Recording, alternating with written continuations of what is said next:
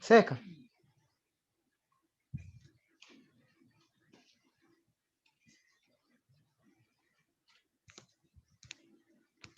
Hello, Seka. Hello? Mangulia se. Tukuulira ffenna Isma.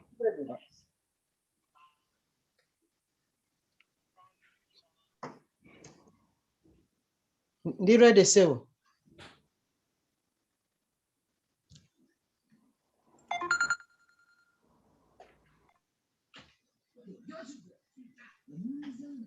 Sound ngasijiwulira.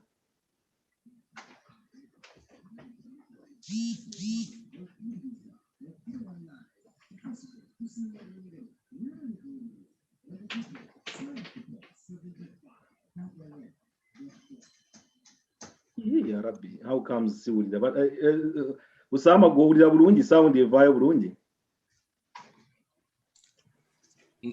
Mpulira gwe wekka Yesu muwulira. Naam. Ndowooza olw'okuba ne gadgets bbiri kati zireeta echo. Ninze kuwulira gundi introductory music. We are pretty late. Why not download our app today? Experience the difference. Money quick, instant, and convenient. Understanding your HIV symptoms help you take control of your sexual health. Focus so easy with our confidential HIV and STI testing service. If you live, work, or study in London, Boston East can provide you with a free rapid HIV and STI testing. Kumulembe kuno kwa Dakama wetaaga kampuni etambuza ensimbi nga yeesiika era ng'etuukana n'omulembe. Salabeyi ekuleetedde Money Swift Limited ekuwa emiwendo egy'okukyusa ensimbi egya waggulu. Kati funa app yaffe ku ssimu yo leero weyagalire ku Money Swift Limited eyeesigika ate ng'ekuwa emirembe okuweereza oba okufuna ensimbi mu luteena lwa liiso ku ssimu yo. Money Swift Limited kampuni eyeesigika ate ng'ekuwa emirembe.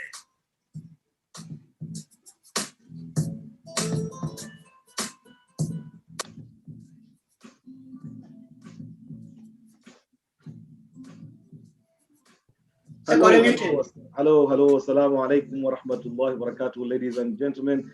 Good evening, good afternoon, good morning, wherever you are in the world. Welcome to 75W Radio and UMMA Connected on YouTube and on Zoom. And this is the program, Come, Let's Talk with me, Kassim Kayira. Today, we go back into a very important topic, the topic that has been all over the news over the last 1 year, going into the second year, and that is COVID-19. But beyond the problems, last week, we were listening to the many testimonies of family members, people who had lost people who had suffered from COVID, how they were trying to cope. And that's really a story that probably we cannot imagine that we can end that today. However, from the sound of it, definitely this week, we are trying to look for the way ahead, especially considering the fact that just yesterday, on the 5th of July, the British Prime Minister, Boris Johnson, made an announcement which was looking forward to the 19th of July when nearly all major restrictions, COVID restrictions, will be released or rather relaxed for many people. So it will be, for example, optional to wear a face mask. Of course, that has generated its own controversies, but that is considering the fact that more than 33 million people in UK have been vaccinated, they've had their vaccines, and 79 million doses have been used in the process. Some people, quite a significant number, now haven't got their second doses. Now, I think probably the plan now is to try to build up herd immunity, and that is allowing now life almost to go back to normal. There will be no restrictions starting from the 19th of July until and unless otherwise to have the limited numbers in terms of gatherings where people from particular homesteads, maybe 2 homes could meet, 6 people from each home. Right now, going on the 19th of July, that will go away. And therefore, we are likely to witness now football pitches beginning to fill up again, bars and pubs also getting into the same mode. Back in Africa, I think where some countries are facing their 4th, others 3rd, others 2nd, like Uganda, their 2nd wave of the COVID pandemic. What is happening there is nearly a total lockdown. Many people have been locked in now, counting 42 days, which I think will elapse on the 26th or the 27th of July. And that's when 42 days will be over. Nobody knows what will have happened because the numbers have not receded. The numbers of people actually catching COVID on a daily basis, the numbers have been between 800 and 1,000 in Uganda. In the United Kingdom, the numbers are growing again, 26,000 a day. And that is also a particular concern, especially for the opposition Labour Party, which says it is too early to have lifted, the moratorium or the restrictions on wearing face masks. The Shop Owners and Operators Association in the United Kingdom has also come out to say they are particularly concerned if people can be allowed to enter into the shops or supermarkets or shopping areas without wearing masks. They're thinking that might actually put their workers, for example, at risk, just as well as other people in the public. But I think what it is with the government is that it's not saying you cannot wear a face mask. It just says it is an advisory. It is optional for you to be able to decide where to wear the face mask, especially, for example, in areas where so many people are gathering. Therefore, the conversation today will just be looking mainly on the treatment side of things. And I hope that during our conversation, we'll be able to get or hear from nurses, from people working in the health sector, just to hear their kind of take on this particular situation. It will be very interesting to hear these particular stories. But I think it is just as well that we may be able to just rush in and see, the experiences of people who have gone through this dilemma with COVID. Usama, you are there. I didn't get to speak to you last week, so probably it is worth speaking to you. Your family has lost quite a number of people to COVID. What has been your experience personally? Assalamu alaikum wa rahmatullahi wa barakatuh. Wa alaikum salam. It would be even better to see your face if possible. Are you in the bathroom? Sure. Right. The buttons are not tied up properly. Okay, no problem. You can still go ahead. I mean, as a family, you've lost quite a number of people to COVID. What has been your own personal experience in this particular tragedy? It has been tough. It's been tough. We've lost quite a few people, and then a lot of our close family members, or family friends who have become family members have also lost people, and that has been eye-catching or a worry to most of us, especially us in the diaspora. I personally, I got the COVID jab, but I failed to convince people to get the COVID jab back home, including my own very wife. She's not had the jab and she's keen not to have it. Where is the suspicion coming from? What's the problem? Where is the suspicion coming from? I think it is the social media propaganda of AstraZeneca and everything in the press. People don't trust it, and that is what is available on the market in Uganda. So it is a bit, that's why I think most of the people are hesitant. But would you also understand, for example, for people, given the reports that are coming with the European Union sort of saying they would not acknowledge the jabs that are given to people, coming from India, the AstraZeneca that came from India in particular, they were very specific, almost saying the countries that received generic AstraZeneca or vaccines would not be allowed on the pass, on the green pass that is now becoming quite a thing now for entering particular countries. So do you think that people might have good reason to doubt that? I don't think they could have a good reason, but given that AstraZeneca, the history of AstraZeneca, the other name is Oxford vaccine. It was formulated in the UK. And the reason it is being made in India is because of the cost, primarily the cost. If there's nothing else they've added or subtracted to what they are giving, whatever they are giving us in the UK, if India is there to produce the vaccine purely because of the costs, rather than, let me call it, diluting the contents of the jab, then we in the UK are taking the same jab. I don't see the reason why it will be diluted for people in Africa. It could happen, but I doubt it is. But if the one we are being given in the UK is being manufactured in India, I guess it would be the same jab that would be sent to Africa or any other countries. So the European countries, there's also a classification where people are saying that they are going against AstraZeneca because of Brexit. So it is other European countries rallying against the UK.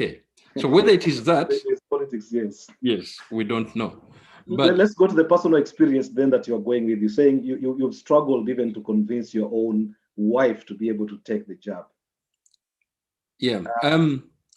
So that is difficult for me because I personally, I've told people, even if I was the first person on the queue to be told to be vaccinated, I would, because I saw so many people die in the UK, people we knew, our neighbors, people we lived with, people we worked with. So it was a shock to my system that I was waiting for that, anything that came out of, to help survive. So when this AstraZeneca came in, I was willing to take it as the experience that I had seen. I think the people back home, apart from this second wave, that is a wake-up call for them. The first wave, they didn't have as much loss of life as they have now. Maybe right now they will change. So it is a bit difficult to convince people, but right now I've told them, if you get a chance, I've reached even an extent of saying I'll pay, because I've heard of where you can pay people to come and they vaccinate you in Uganda, and said, anybody who is willing, I'm willing to pay for you, go and get the jab. But like I've said, personally, my wife has refused. She's adamant she won't do it. And she's decided, okay, I'll take care of myself. I'll do the swabs and stuff like that.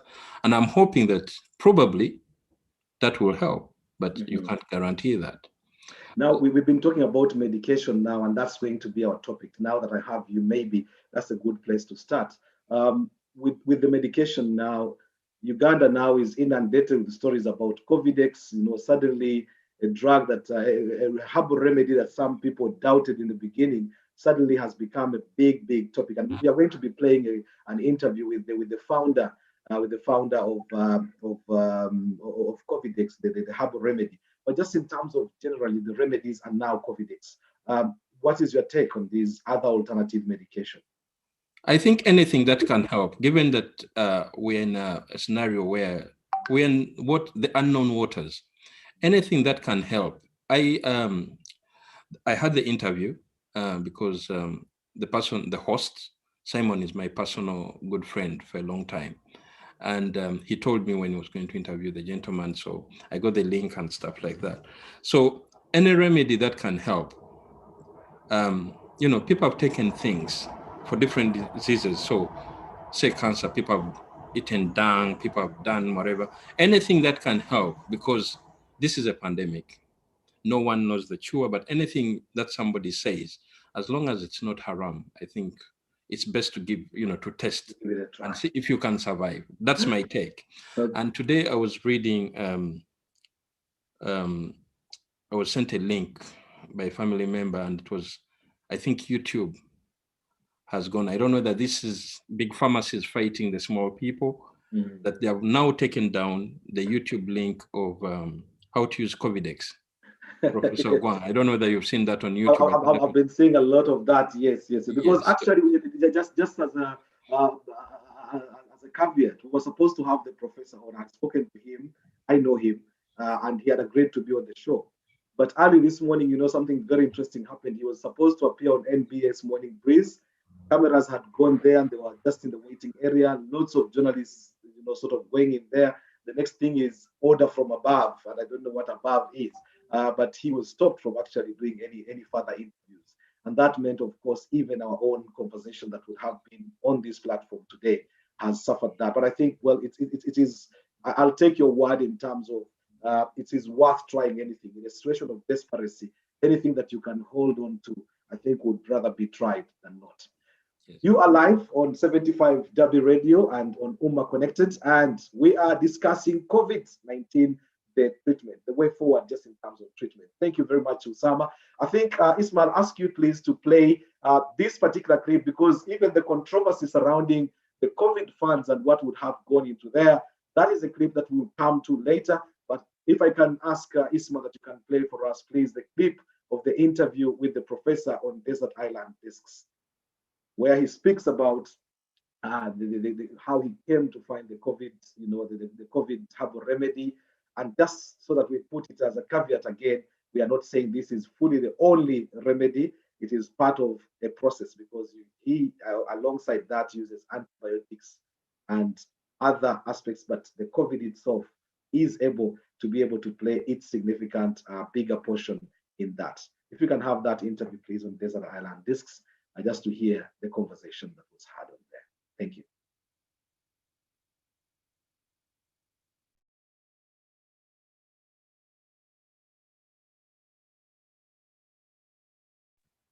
Is the audio on? I can't hear anything.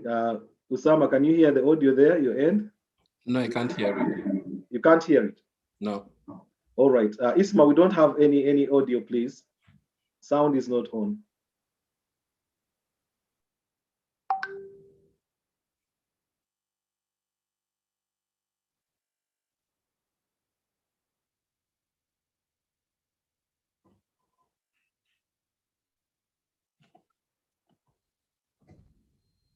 Do we have the sound yet, or is still struggling? No sound? No, so, yeah, but Studio Mac is muted. Ah, right. Isma, Studio Mac is muted. Probably that's why it's not. But maybe he's playing it down from 75W radio. Even 75W is muted.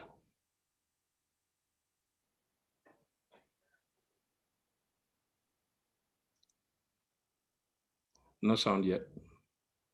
Isma, no sound yet, and yet it is very, very, that's the bit that I would implore people to watch while we get ready for our deeper conversation. Okay, so Isma, I think you'll need to mute one, otherwise that's where the echo is coming from.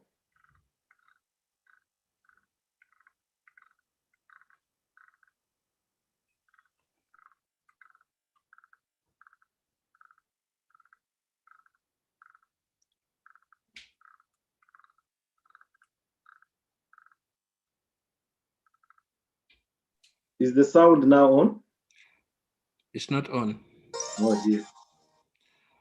I can, if Isma is struggling, I can try and play it from your end. Do you have the link? Yes. Okay. Yeah, play the link from your end, please. Isma will have to play it from Usama's end. Apologies to our viewers and listeners. We'll just try and quickly sort that out. So that I'm audible and clear. Again, for reasons you'll get to know later on the program. Can you hear me? Where the medicine is. So perhaps I'm not as scared as you, but again, I must observe all the standard operating procedures without any compromise. On the program, we have the pleasure of hosting the man in the eye of the news, Dr. Patrick Ngeu Ogwang. Now, if that sounds a bit strange to you, maybe I would say Dr. Covidex. You know, there's been quite a bit of buzz about this wonder drug that is knocking COVID-19 perhaps off the face of this country, and we are praying that it does so. The brain behind it, the man accredited to its success, is on the program this evening to share his life story. Welcome to the program, Dr. Patrick Ngeu Ogwang. Thank you very much, Mr. Simon Kasiate. Well, it's a pleasure to have you on the program, but most importantly is just to meet a very humble man, a far cry from the huge name that you created for yourself, if for nothing else, in the last couple of weeks. You must be feeling a bit of a daunting task for you. But meeting you makes me much happier because you know, I first listened to Desert Island Disc when I was still a child. I think it used to be run by William Pike. Yes, many years And I remember listening to Salim Saleh. Yes. And I really admired. I don't know if today God will give me a chance to also listen, to be in the Desert Island Disc. What you have been doing over the years has earned you the slot to be down. Yeah, thank you. And very specifically, let's talk about COVID. I mean, you're the man on whom many hopes lie. Patience, perspective, and real humanity, perhaps, is looking at your formula to get relief from this devastating disease. Where are we with this COVID? What is COVID? Let's start. So COVID, I should say, is a gift from God, I should say, because first, it's made from nature, material that we find in nature. Interestingly, those two main plants seem to be found only in Uganda, Tanzania, and Kenya. What plants are these? One of them is called Xanthoxylum chalibium or Gileti. There are two sisters in one family. Then the other one is called Wabuga uganensis. It even has the name of Uganda on it. Okay, now those are the botanical names. Yes. In our local language. In our local language, in our case, we call one Eusuk. You know, there's a county called Wusuk. Yeah, Wusuk. Yes. It used to be full of that plant. Up to now, it's still there. Wusuk. In Runyankole, it's called Mutatembwa. Mutatembwa. In Buganda, it's called Entale Dungu, something like that. Entale Dungu. Yes, so that's one of them. The other one, in our place, we call it Abaj. In Runyankole, it's called Omweha. In Uganda, I think it's called Nkubezanum, something like that. Nkubezanum. Yes. Wow, interesting. So those are the two main plants that actually I developed. I've studied them for over 17 years. Yes, deeply for over 17 years. What made you pick the interest in studying these particular plants only for them to show up 17 years later as one formula? So I studied pharmacy for my bachelor's degree. And when we are doing pharmacy, there's a subject called pharmacognosy. Pharmacognosy is the study of drugs from natural sources. Now, all drugs that we have now originally have their origin in nature. Whether ARVs, whether antimalarials, whatever drug you may talk about, it has a link to nature. Don't remind me of that bitter stuff we used to take for malaria. Mululuza. Yes. Quinine times 10. So now, when I finished bachelor's degree, okay, I used to be good at something called pharmacognosy. My lecturer, Dr. Negi, really, and the late Kavuma liked me because of that subject. I just liked it.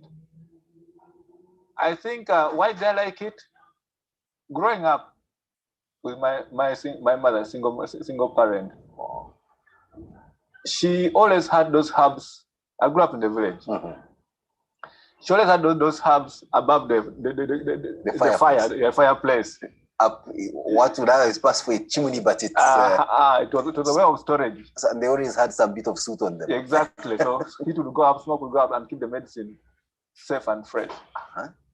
So whenever I would have a sickness, whether it's measles, which is caused by a virus, whether it is malaria or stomach problems, she would go to that fireplace. And she knew exactly which one to pick for what disease. There are not so many. And then she would scrub it, boil hot water, pour in the cup, give you to drink morning and evening. 2 days you're back to school. As you are watching. I mean, we're the patients. And those ones run the errands sometimes. Yes. And I remember whenever I used to go to clinics and hospitals frequently, the only disease I used to go to the hospital was pneumonia. Once in a while I would get anemia. I think I would have less blood, then I would have breathing, some pain in my chest, in the lungs. That's the only thing that would take me to hospital. But other diseases, malaria, cough, whatever it was, diarrhea, man would put us from home. Were you ever vaccinated against the so-called 6 killer diseases? Definitely, because it was mandatory. Okay. But I remember when I was young, they were vaccinating people. I think I was about maybe 5 years, or I tried to run away from vaccination. Yourself? Yeah. And I remember the whole village chasing me to catch me to vaccination. So they called me and brought me, and I was given, I think it was TB vaccination. So that's the event I remember when I was young. The one that leaves an indelible mark on you. Yes. But I tried to run as a young boy. And the entire village chased me and called me. Why were you running? The fear of the prick, or the fact that you trusted that you had enough immunity? No. I think I was just fearing the prick when I was young. So definitely I had to go through vaccination. Vaccination is good because it protects us from many diseases. Right over there. Let's go back to your interest in these particular 2 plants. You were talking about how you studied them for 17 years, but there must have been that one thing that triggered you to them. Okay. Or were you studying them among so many? A good question. So I was working at natural chemotherapeutics. Now, I was saying that we studied them at school, but the problem with the school was that we were learning European medicines, European plants. So when you come out of the pharmacy school, you cannot apply. But when I was doing my master's, I joined the Natural Chemotherapeutics Research one again, led by Dr. Nambatia. Yes. So I went to her one time, like, Dr. Nambatia, I like researching natural medicines. Can I get an opportunity to work here? I just wanted to volunteer. She was like, it's okay. We shall soon be recruiting people. President has given an order for us to recruit scientists. So then when the advertiser applied, and I went on merit. Wow. And when I went there, I began interacting with the herbalists, Ugandan herbalists. I began interacting with the herbalists for which doctor? Because sometimes you don't know where the line starts and stops. Yeah, I think, you see, a witch doctor is someone who uses nature to cause harm to people. For them it's harm. Yeah, for them they cause harm. But what about those who claim to give riches? Is that harm also? Or along the way there is harm? I think the power to do it has the harm behind it. So the others use nature to do harm? Yes. Herbalists? Herbalists are those who use herbs or nature to improve somebody's life. Wow. And let me tell you, even the current pharmacists and medical doctors were herbalists before. You read the history of medicine, Hippocrates, all those people, they use herbs. So they're also herbalists anyway. A man like Ian Fleming. Was it Ian Fleming or Alexander, the guy with penicillin? Yes, they're all using nature by then. Yeah. So when I went to natural chemotherapy, that's when I began interacting with Ugandan plants. That's when it began making sense to me. I could now recall all this also, all this herbage, all this plant. Then I could recollect how we were using it when we were young. So working in that place gave me the applicability of the class knowledge into Ugandan practical situation. So now, how did I begin to research these two plants? Now, one of my half brothers has a child who is a sickle cell person. Oh dear. So he used to do very badly when he was young. So I said, why can't I look for something to help this boy, this son of mine? So I began researching on that plant, Eusuk, the entire Dungu, exactly, to help this boy. So when I read about it, one moment ago, I read a paper by Nigeria that a similar plant in Nigeria is used to treat sickle cell. So I began studying it to look at safety, to look at the compounds in it, and I published papers on it. Then I made a formula for this young man to help him with sickle cell. It doesn't cure, but this boy now is coming 30 years. 30 years? Yes. They don't normally make it fast, they are teenagers. Yes, it's coming 30 years. Without any other intervention? No. Except you are. Exactly. And that medicine, that formula, I call it Jenna SM. But most of my friends call him Jenna because my mom was called Jenna. Well, that's where that comes from. Yes. You will be telling us more. Yeah. So I made this formula for this boy, and he stopped getting painful crises, swelling of the joints. Yes. Now he has lived. He's not cured, but he's alive, and he's coping with life. So from there, people got to know that I had this medicine. So many children in Uganda, they are living because of these hands of mine. Wow. Many, very many actually. So it started from there, yes, as a compound that could help sickle cell anemia. Yes. And now, how then does it metamorphose in your? Okay. So then, plants have several compounds in them. True. One plant can have over 200 compounds. They do different things. What's important, how you extract them and how you organize them to end a particular disease. You get it, eh? So I discovered that also the same plant has compounds that kill malaria parasites. Really? The same plant has compounds that kill viruses. Wow. So now how did it come to COVID? Knowing that this plant has antiviral properties, which in the village is used for measles, and even certain coughs is also used for COVID. Most of the cough sometimes is viral. Not bacterial. At the early stage, it is viral, most of the viruses, herpes and so on. So knowing that this plant has effects against viruses.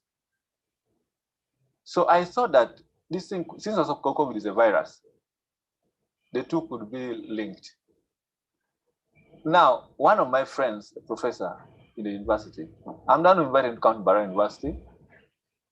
When I met him in Uganda here, we had a chat with him. I'm like, you know what? Come and help us begin a new program. In Uganda? Yes, it's an American. Oh, an American. But he had to come and he had to leave everything and come to Bara University. Wow. To help us begin a new program called clinical pharmacy. He came without pay. And then one time he came for burial of my uncle. And then on the way, shared a car with somebody who had COVID. And then he got COVID. Oh dear. This recent? Yeah, the first wave. The first wave, yes.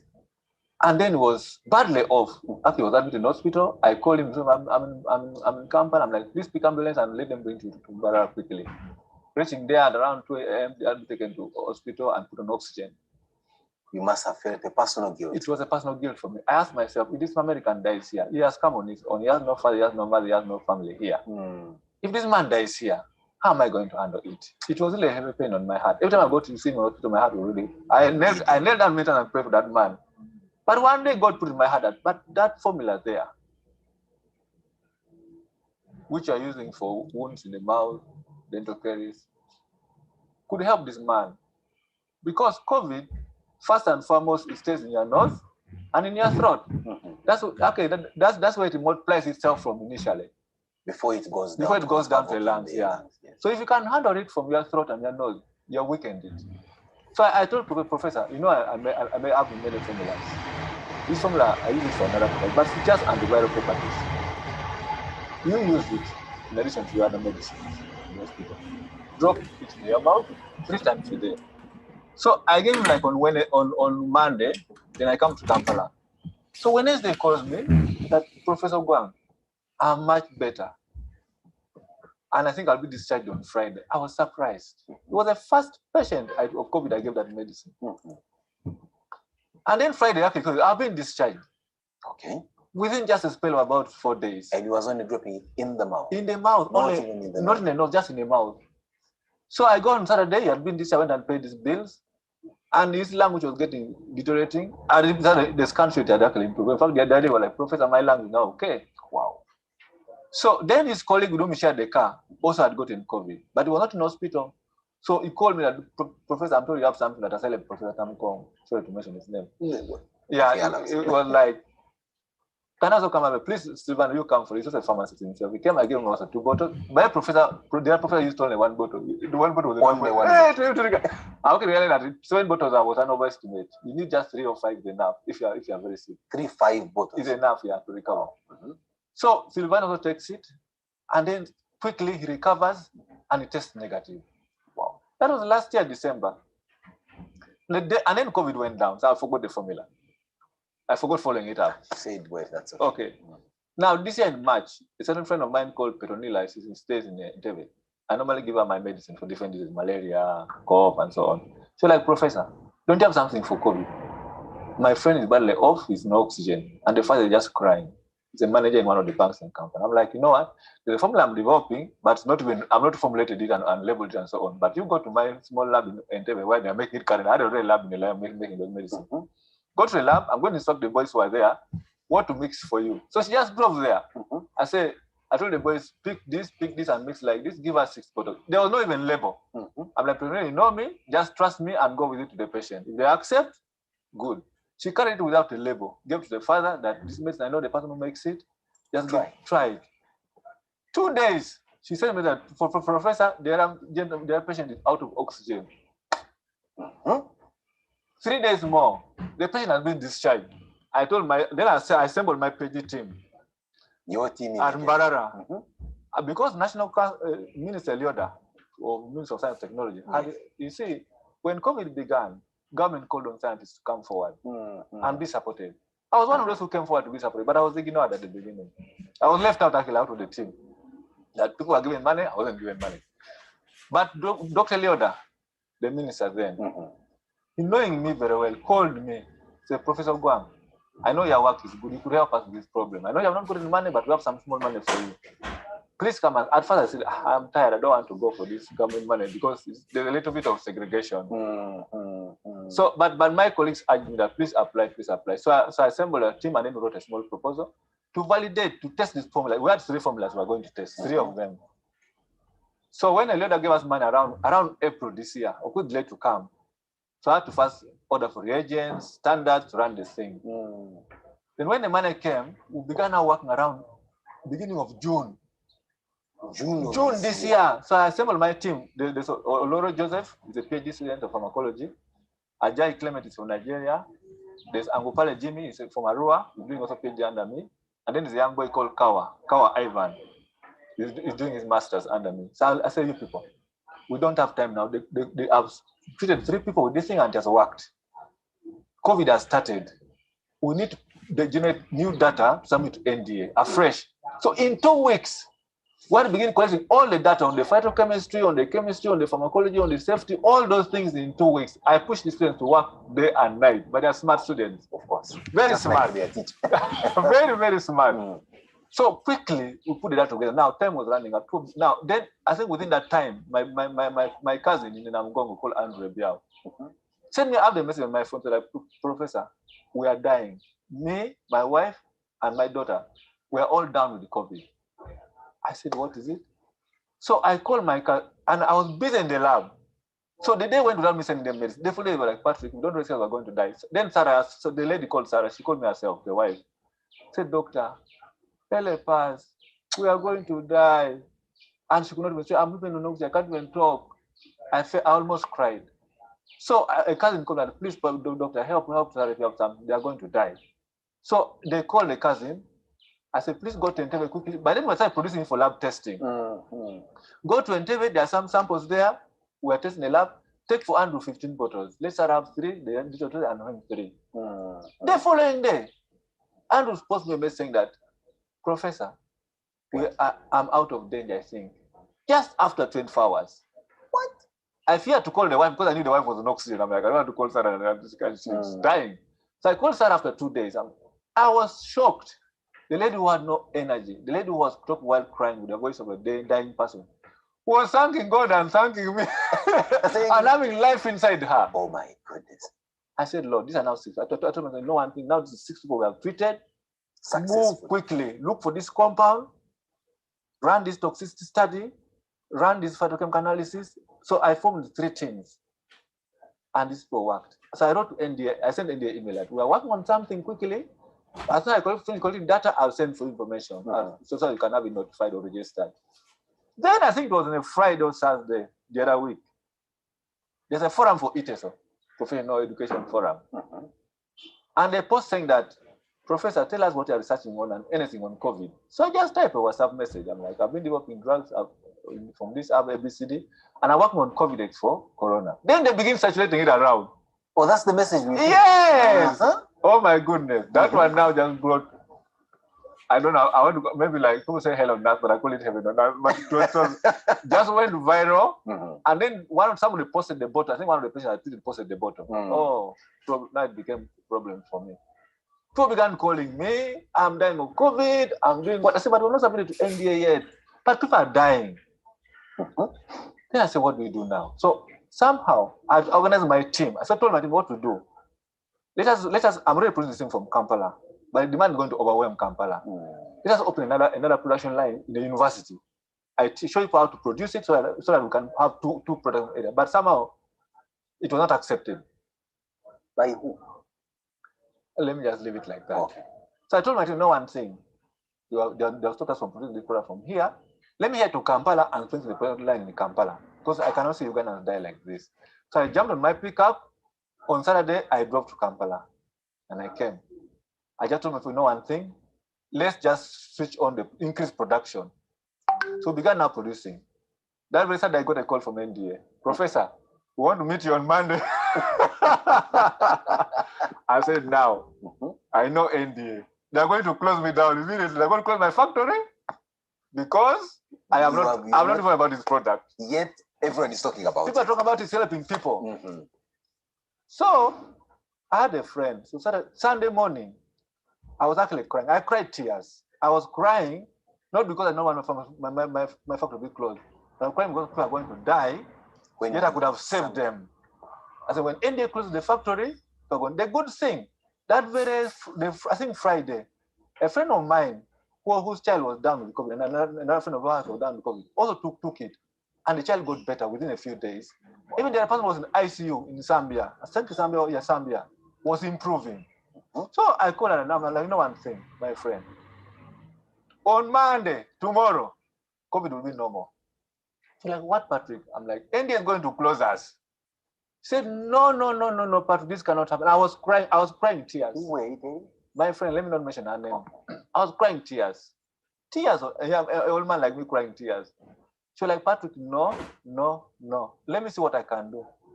In 2 hours, the president of Uganda was calling me. The president of Uganda? Yes. I was on the phone.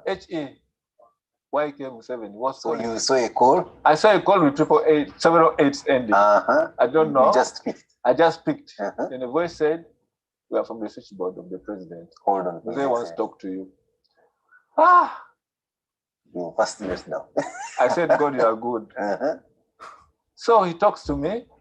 He's an intelligent man, very experienced. He asked me so many questions. Have you ever spoken to him in your life? No, it's the first time, just like this time, this is the first time because of COVID-19. But have you ever met him? I met the person. Personally, yes, like you are meeting me here. No, when I was in S5 in St. Mary's College, Kisubi, his son was Mohozi. And just to give you a bit of comfort. Yeah, I was there. Okay, wow, you must have come after me. Many years. Okay, so I used to be with Mohozi in the same hall called Mugwanya House. So it was next 5. Not a good house. It should have been Lodell. No, but we'll have that score when the cameras go off. So it was in S6, I was in S5. And we're in the same long room. Yes. Yeah. So I know the Mugwanya HSC block. And surprisingly, I took like 2 weeks so that I was sleeping in the same room with the president's son. You're kidding. Was it that discreet? Or No, you were that busy I'm just a funny person. I get lost in my own thing. That's me. I have that problem. When I focus on something, I don't know what's taking place in the environment. I can be in an office, I don't know that someone is pregnant. I don't know. What? Yeah, that's me. I'm just on my... when I focus on something, I forget everything else. I'm just on this thing. I have a feeling you don't know what people are saying about COVID. I don't know because I'm not watching for a long time. My WhatsApp is... So I don't know what people are saying exactly. WhatsApp is off. I just have a few messages. But so one day, I had someone with a kaboot, okay, this raincoat, and I'm a shoes moving outside the dormitory. Around 2 a.m. So I woke up my friend, Gabriel. Konya's rich here. I'm like, you know what, Konya's rich here, because by then Konya was still up in the door. I think Konya's rich here. I'm like, what? I'm like, they are sort of moving outside our dormitory. But like, no, they're getting the presents, and I'm like, you mean the president has been in this room? I'm like, yeah, you really don't. I'm like, I don't know. I'm like 2 weeks. My God. Yeah. So anyway, that's the only time you ever met the president in senior. No, I know. I just don't know the son was in our room at that time. So when I met him, he had come for, I think it was PTA, okay, parents and teachers. Dear listeners, I'm sure you are enjoying the interview. Will be coming out not long. We just wanted to hear the last bit where the government now seems to have taken charge of this particular conversation. So I hope and I thank those of you who are still live on 75W Radio and on UMMA Connected and via Zoom and live. Just take one little bit more and then we will come out. I can see there are people who have joined us along the way. Yeah, so that's how I met him. I'm coming from that part of the country where oranges are growing. Yes. Soon we have an electricity. Exactly, and my plan was that every home can plant an orange, and then we connect later to all the oranges, just spread them, then you have electricity in the home. But now I'm no longer in physics and now you're saving life. I'm now into medicine. Let's go to the telephone of the president. And our listeners and viewers, you forgive us. This is a conversation where interrupting it with asking for a song to be played may not be quite a good idea. So let's proceed with this COVID story. Tell me. So the president calls me. When he called me, I stopped crying. Because now I knew that, okay, now I have protection of the president. So he called me and asked me, are you Dr. Guang? I'm like, yes. Where are you from? Where are you born? All those things. He took you through his version of this dynamics. Yes. Then he was like, I'm told you say you made medicine for COVID. I'm like, yes, Mr. President. How do you know that it works? I gave him the history. How we used to know this plant when we were young, for treating measles, for treating cough. He gave you that much time? No, he listened to me. He's a very patient man and very kind, really. He listened to me, and he, at his age, he followed things to dot. I told him how we used to do when we were young, how I've been studying it for over 17 years in the lab, safety, against malaria and other diseases, and how I'd made a formula for some disease. But last year, when COVID came to my friends sick, I gave them and they recovered. This year in May, a friend called me, someone was badly off, I gave and he recovered. Even just 2 days, 4 days ago, my own cousin and his wife and daughter were down totally. They also recovered. You know, like, okay, give me the numbers of those people. He's an intelligent man. You gave me the numbers. I gave the numbers, and he called them himself. The president called him himself to establish truth. And told me I would call you the following day. Tomorrow I'll call you at 10 o'clock. And at 10 o'clock the following day, he called me. He asked me more questions. Science, now the science of the medicine. How does it work? What are the plans in this? I shared with him all those details. Then he asked me, what do you want now? What support do you want from me? I told him, Mr. President, I want security. Did you feel insecure? Yes, but especially for the factory. I told you I was fearing NDA. Not your personal. Not my personal, but mainly the NDA. I'm like, I want security for the factory and also for myself. What I wanted for my family. No, you can be kidnapped and so on. And then I want capacity to be expanded. We want to expand production because this thing is working and it's helping people. But the factory is small. Told me, okay, I'm going to link it to General Okech to handle that, and also Madam Nachobe to handle the issue of finances. See you tomorrow. Bye-bye. Yes. He kept on calling me every day. Wow. Every day would call me to follow up on the matter. Now, I think that was on a Monday. On a Monday, I decided I'm going to begin meeting big people. So I'm like, let me go and do a COVID test myself. So I went with my wife in the morning and did a COVID test. But I got the results the following day. But by evening, I was getting weak. You know, I've been taking that medicine for prevention. I would just take once a day. I thought I would forget. Then by evening, I started feeling weak. A lot of saliva in my mouth. I was getting tired. I got no smell for food. So I'm like, this might be also what? COVID. So my wife was like, so on Monday, I said, let me switch on to begin now treatment dose. That same Monday? Yes. Was it the same Monday you had to meet NDA? Yes, NDA. So I'm like, let me get treatment dose now because we have to wait for results. So my wife was like, now, doctor, professor, you must take modern medicine. I'm like, I'm not going to take modern medicine. I'm going to take the COVID-X. Let it chew on me to prove what? It works. When the results came on Tuesday, we confirmed that I had gotten the COVID. So I put myself on a dose of COVID-X, vitamin C, and antibiotics. That's all I used. So when then naturally called me on Tuesday. I'm like, you know what? I cannot meet you. Why? I'm unwell also. This virus attacked me. So like, then professor, first use your medicine to cure yourself. I'm like, yes, I'm using my medicine. Let it first cure me. Then I can come and meet you. When the president called me, I was open to my this virus has caught me also, but I'm treating this with my medicine. Well, like, you use your medicine? I'm like, yes. And antibiotics and vitamin C. You're not using the modern formula? I'm like, no, I'm not using it. So it did not put me down. I just stayed at home for 10 days. Just the first 2 days, my oxygen level, I think, it's around 94, 95 there. I felt a little bit of increased heart rate. We shall be coming out there where the doctor actually got using his own COVID-X. When I began dropping the medicine, within 2 days, the mucus cleared, my airways open, fever did not come, cough did not come. By day, didn't cough at all. I did not cough at all. I don't get any fever at all. The medicine was working perfectly. I don't take Panadol, I don't take ibuprofen, no Dexa, no vitamin C, no zinc, no all those things. I was just taking my your tea here, which you have served me, and so on, and pineapple, vitamin C, and another form of mine called Atavo Plus to boost immunity. Those are the only things I used. By day 4, my appetite came back, my smell came back, I began eating. Energy began coming back. By day 5, I began doing exercise at home. Walking, the Socrates were seeing me walking around. Day 6, I was playing football from here with our people. Day 7, I could even jog around. Wow. I went and tested on day 10 and I was negative. Incredible. So the president called me. He kept on following me every day. I'm like, I'm going to test on the day 10, then I'll let you know the results. When he called me, he said, did you go to test? I'm like, yes. And what are the results? I said, I'm now negative. He was so happy. My goodness. So happy. He said, you used our medicine? I'm like, yes. I never used the ivermectin, all those drugs they recommend. I only used he calls medicine from Kumam. Is it medicine from Kumam?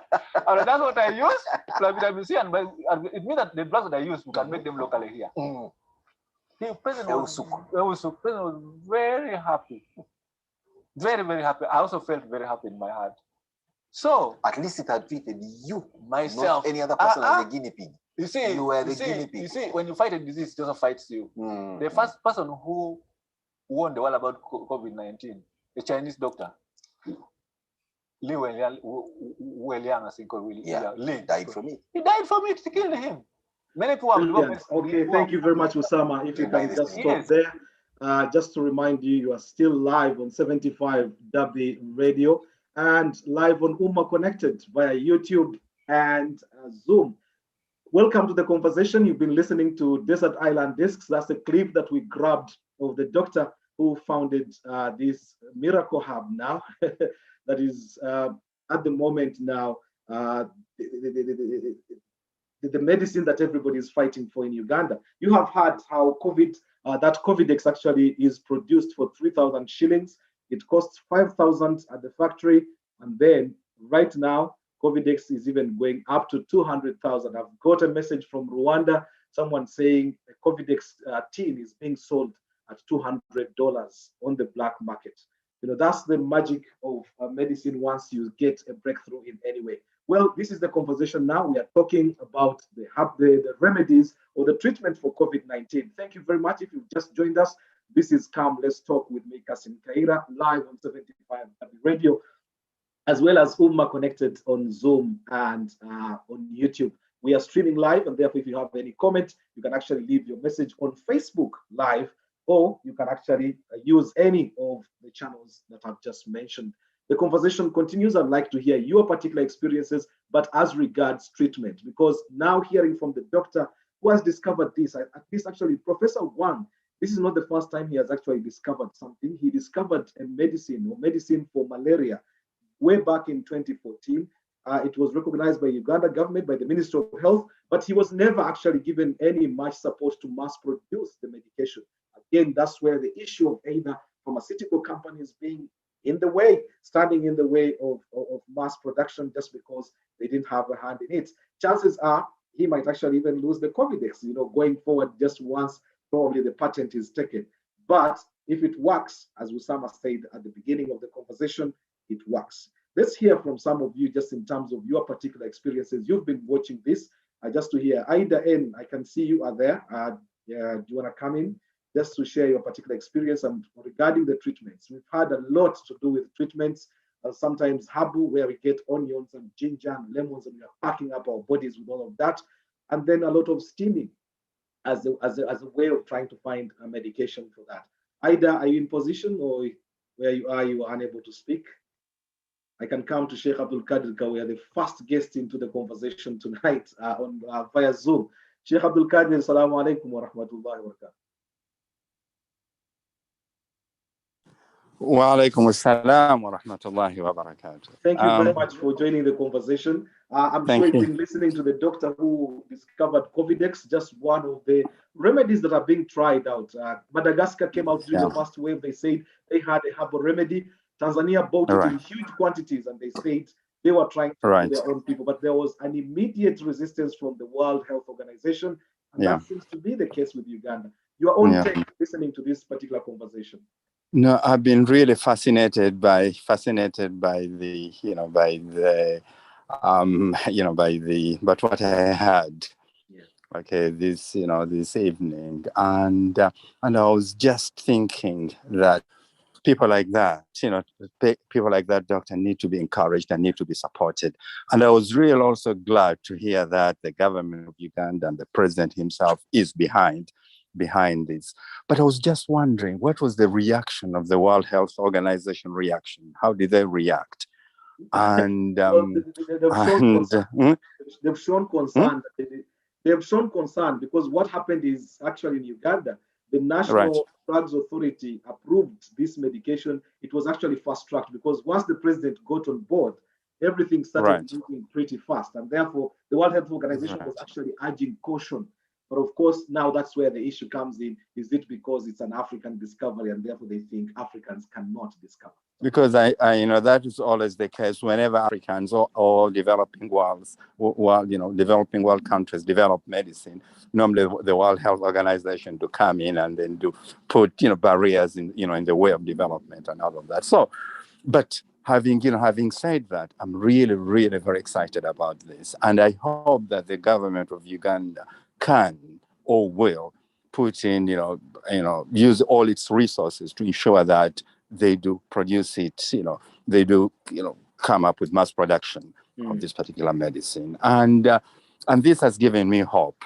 This has really given me hope. And I hope that our scientists, people like that, that gentleman, would be supported, because as he said, as the professor said, the issue is, in most cases, though, they don't get the support, and to the extent that he was afraid that his factory was going to be closed, instead of him being encouraged and all of that, he was afraid, and he thought that they were going to close him down. So this is really very encouraging, and I don't know, what can we do? Or, probably, given that the government now is on board, they don't need any support or anything from us, but it's a question of us, supporting them and sending our support and our encouragement. Well, the problem has always been, Sheikh Abdul Qadir, the problem has always been, now at this moment in time, actually, we've got a very huge blogging community that is quite influential. And when you don't get the bloggers on board with something, they'll try to play it down. And especially when I was in Uganda, when this whole COVID stuff started, I spoke to the professor earlier on, and the idea, and actually at the time I spoke to him, there was a big problem with oxygen being distributed in hospitals. I'd just called Brookings Group. Brookings Group came up because they produce the oxygen that they use in their production of Mabati and steel rolling mills. And I'd spoken to the spokesperson who was in charge of this particular project of delivering cylinders, because they were oxygen. They were giving out free oxygen to hospitals, but only public hospitals and then these religiously affiliated hospitals, not the private hospitals, as a sort of a priority at the time.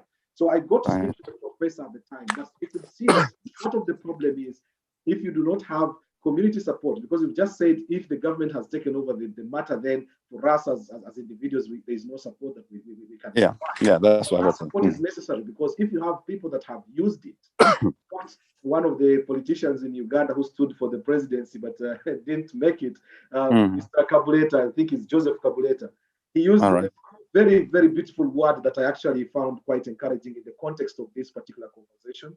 He said, I cannot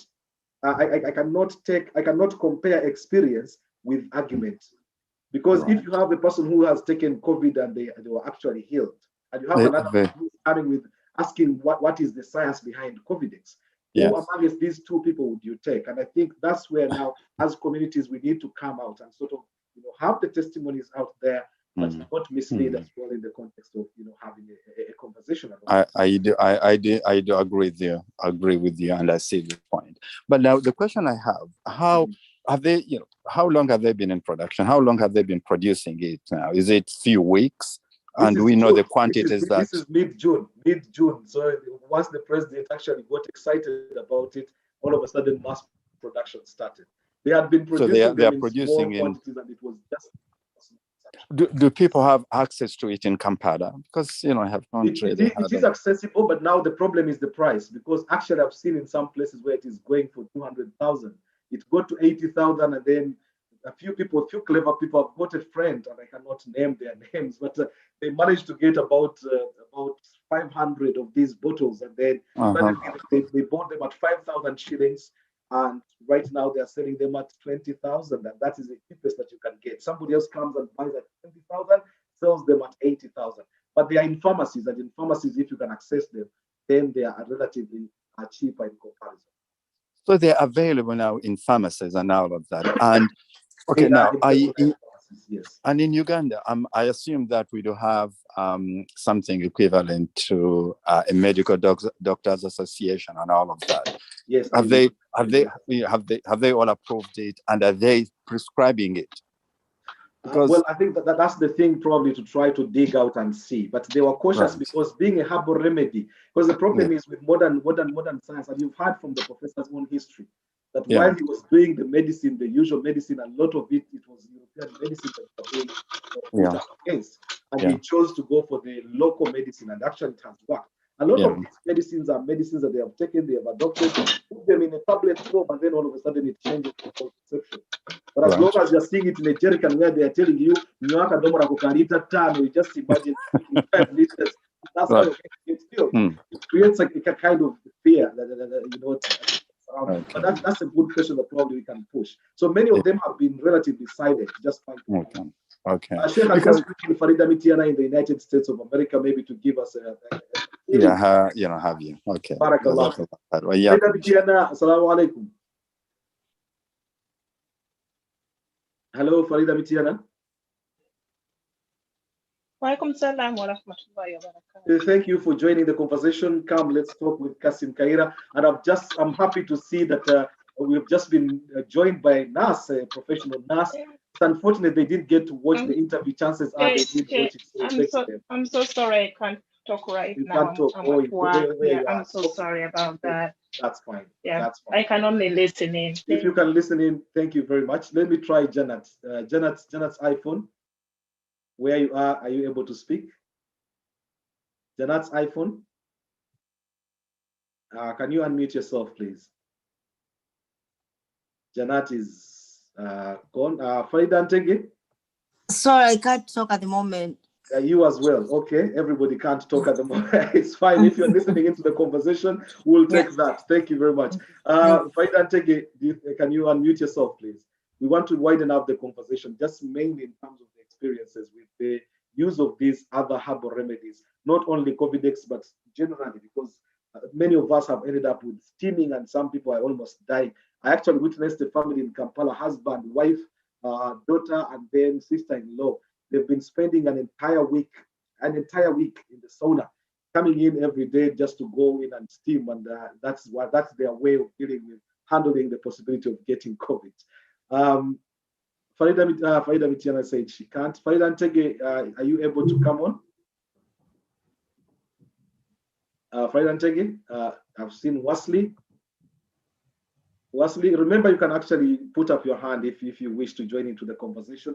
We are talking COVID-19 and the treatment, and we are trying to see, we've just watched a clip for those who have just joined us, Nefa and Company. We've just watched a very interesting clip from Professor Gwang in Uganda, who was the founder or discoverer of COVID-19, who at least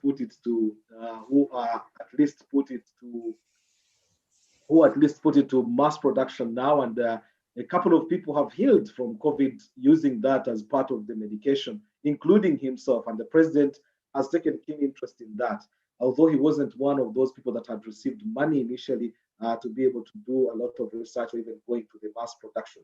This doctor, like I've said, in 2014, he had already worked for 17 years on a malaria medication. He has that malaria medication. He has been unable to produce it massively simply because there has been, while government has recognized that it can actually provide some treatment, they have not provided the money to be able to mass produce this particular drug for malaria. But he's gone to Germany, where he's received an award for actually discovering that treatment for malaria.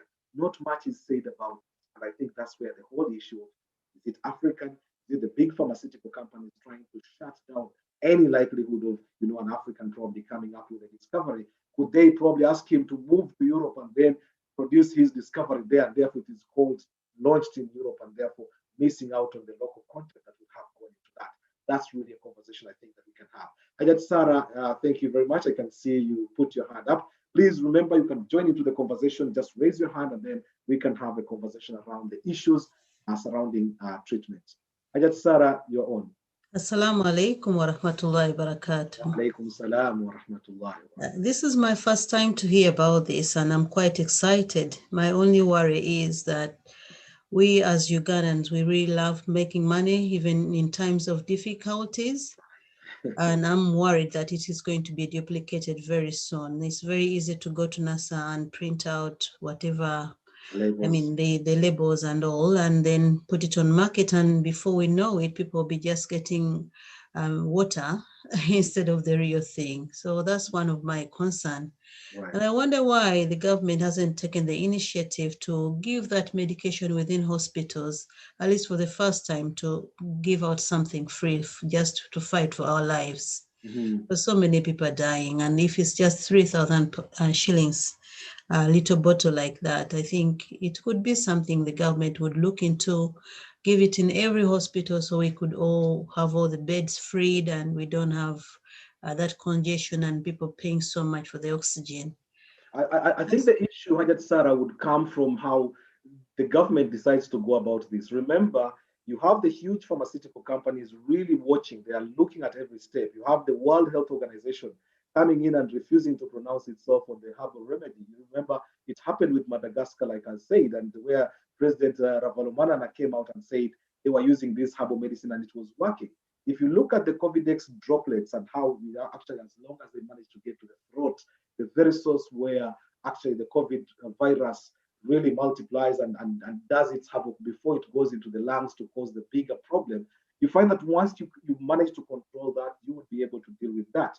Now, the issue with government is, yes, government has taken over the issue, but then conflict of interest sometimes comes up. If you look into the local press right now, what is being reported is the First Family has taken over the production of this particular medication, and therefore that will not leave the price, the production price at the 3,000 to 5,000 shillings, that it was. Suddenly it starts shooting up because somebody is in it for a killing, because someone has discovered there is something there. But of course, if the government was to take it on, then there are aspects. Remember, the government, for example, has just received a big loan, about $600 million, if I'm right, to 600 billion shillings, I think, from the IMF, the International Monetary Fund, to go into fighting COVID.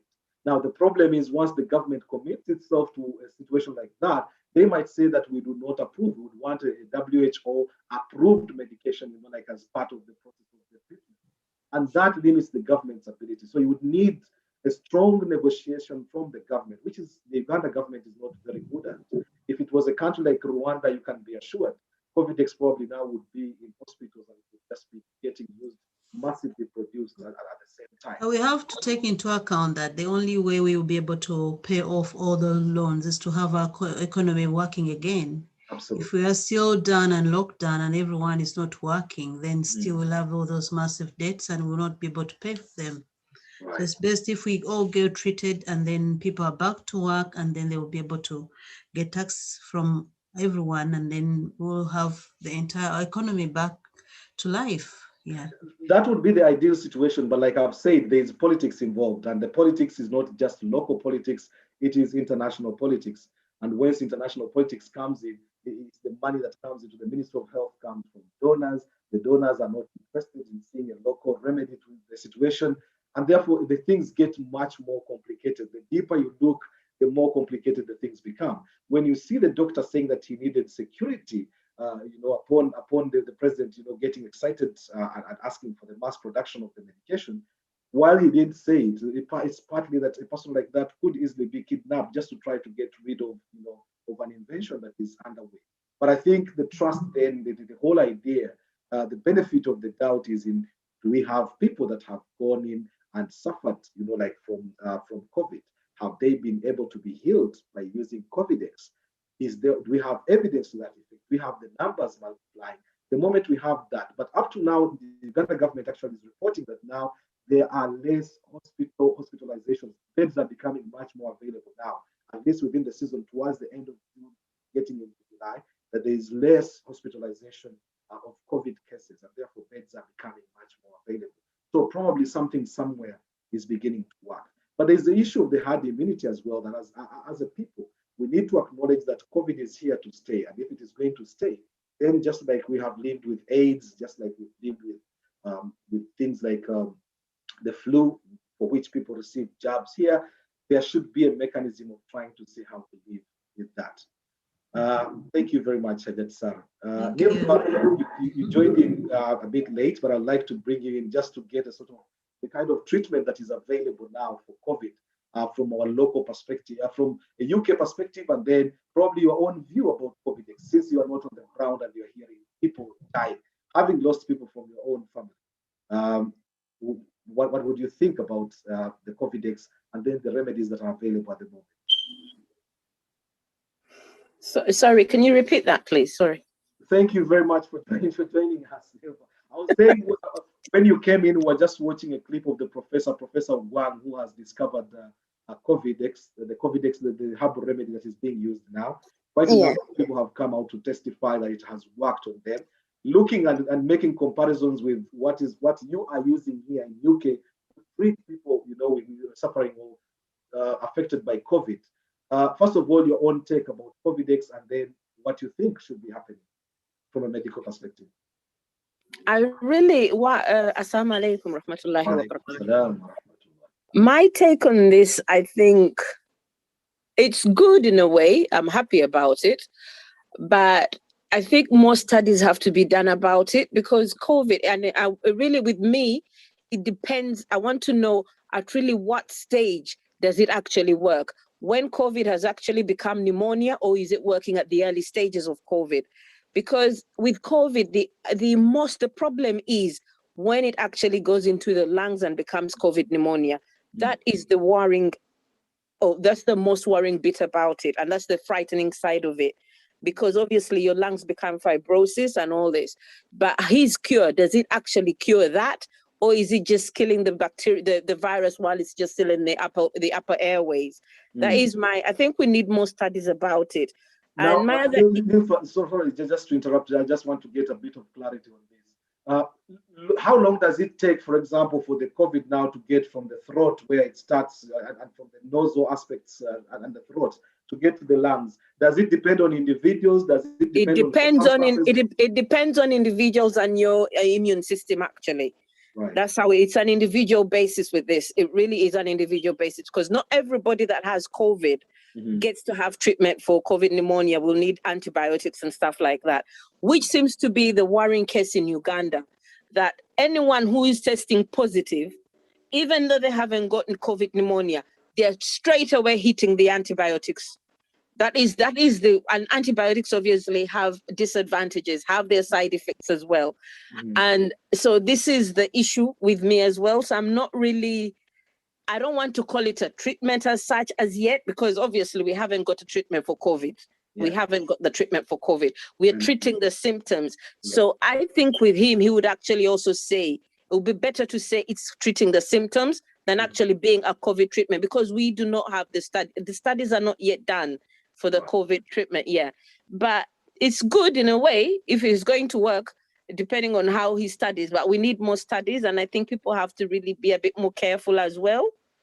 Now, in a situation of desperation where you don't have medication, where hospital beds are filling up so fast, like the last 3 weeks, where would you say we need time to go into these studies when people are dying, actually? We have to try. We just have to go with what he's doing, because at the moment we're a third world country.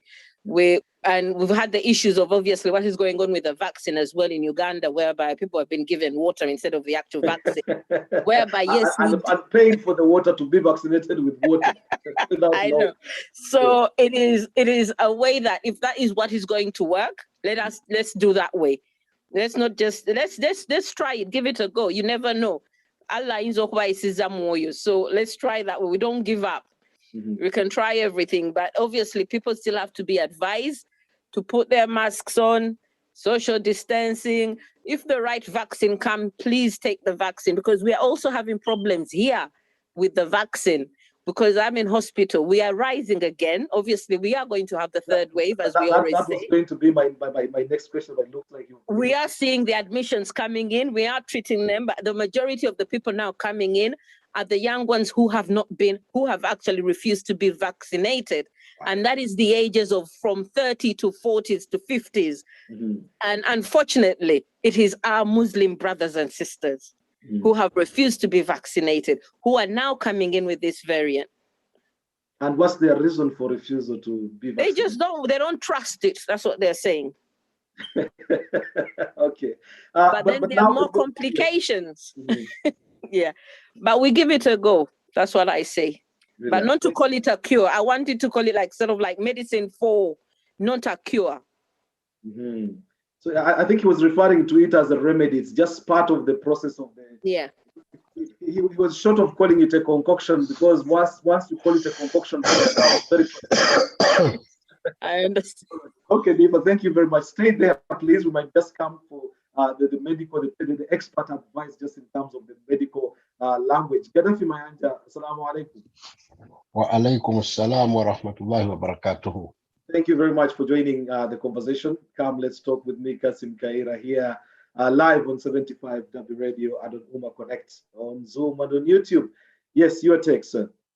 Yeah, my take on the vaccine is good news from back home, Uganda, about the COVID-19. Apparently, as far as I gather, it's not a cure for COVID. It's not like medication that cures COVID. But ikozesa preventing obanga omulina kuganiribanga erikukakkanya. It's like a vaccine as well. But it's not that if you take COVID-X, you are going to get cured of COVID. That's my take. That's as far as I know. And I pray that Dr. Gwang or Dr. Kero, whatever his name is, and his fellow researchers can continue doing a great job, because he's done a lot of research, and he's malaria. He's got the drug in malaria. Yes. And so the government needs to come out and support Dr. Okero or Gwang. And this infighting that we are having now, I hear Ambara University coming up, this ABCD, I see YouTube, I've blocked him. This is the work of us, people fighting each other. Over what? I don't know. This is the time when Uganda should unite as one, as a front. And front. Barara, come out with your ideas. Dr. Gwang. No, but interestingly, Gaddafi, the professor is the lecturer at the University of Mbarara. So they were feeling the pressure now. They probably want to take the credit somewhere, somehow. They want to be part of the credit. Yeah, which is not bad. They can, I mean, it's of course the professor cannot have worked alone. Yeah. He has his fellow scientists that have been doing the research and everything. So because he's the lead, maybe the lead researcher, we have to give him credit, because maybe he came up with whatever he came up with.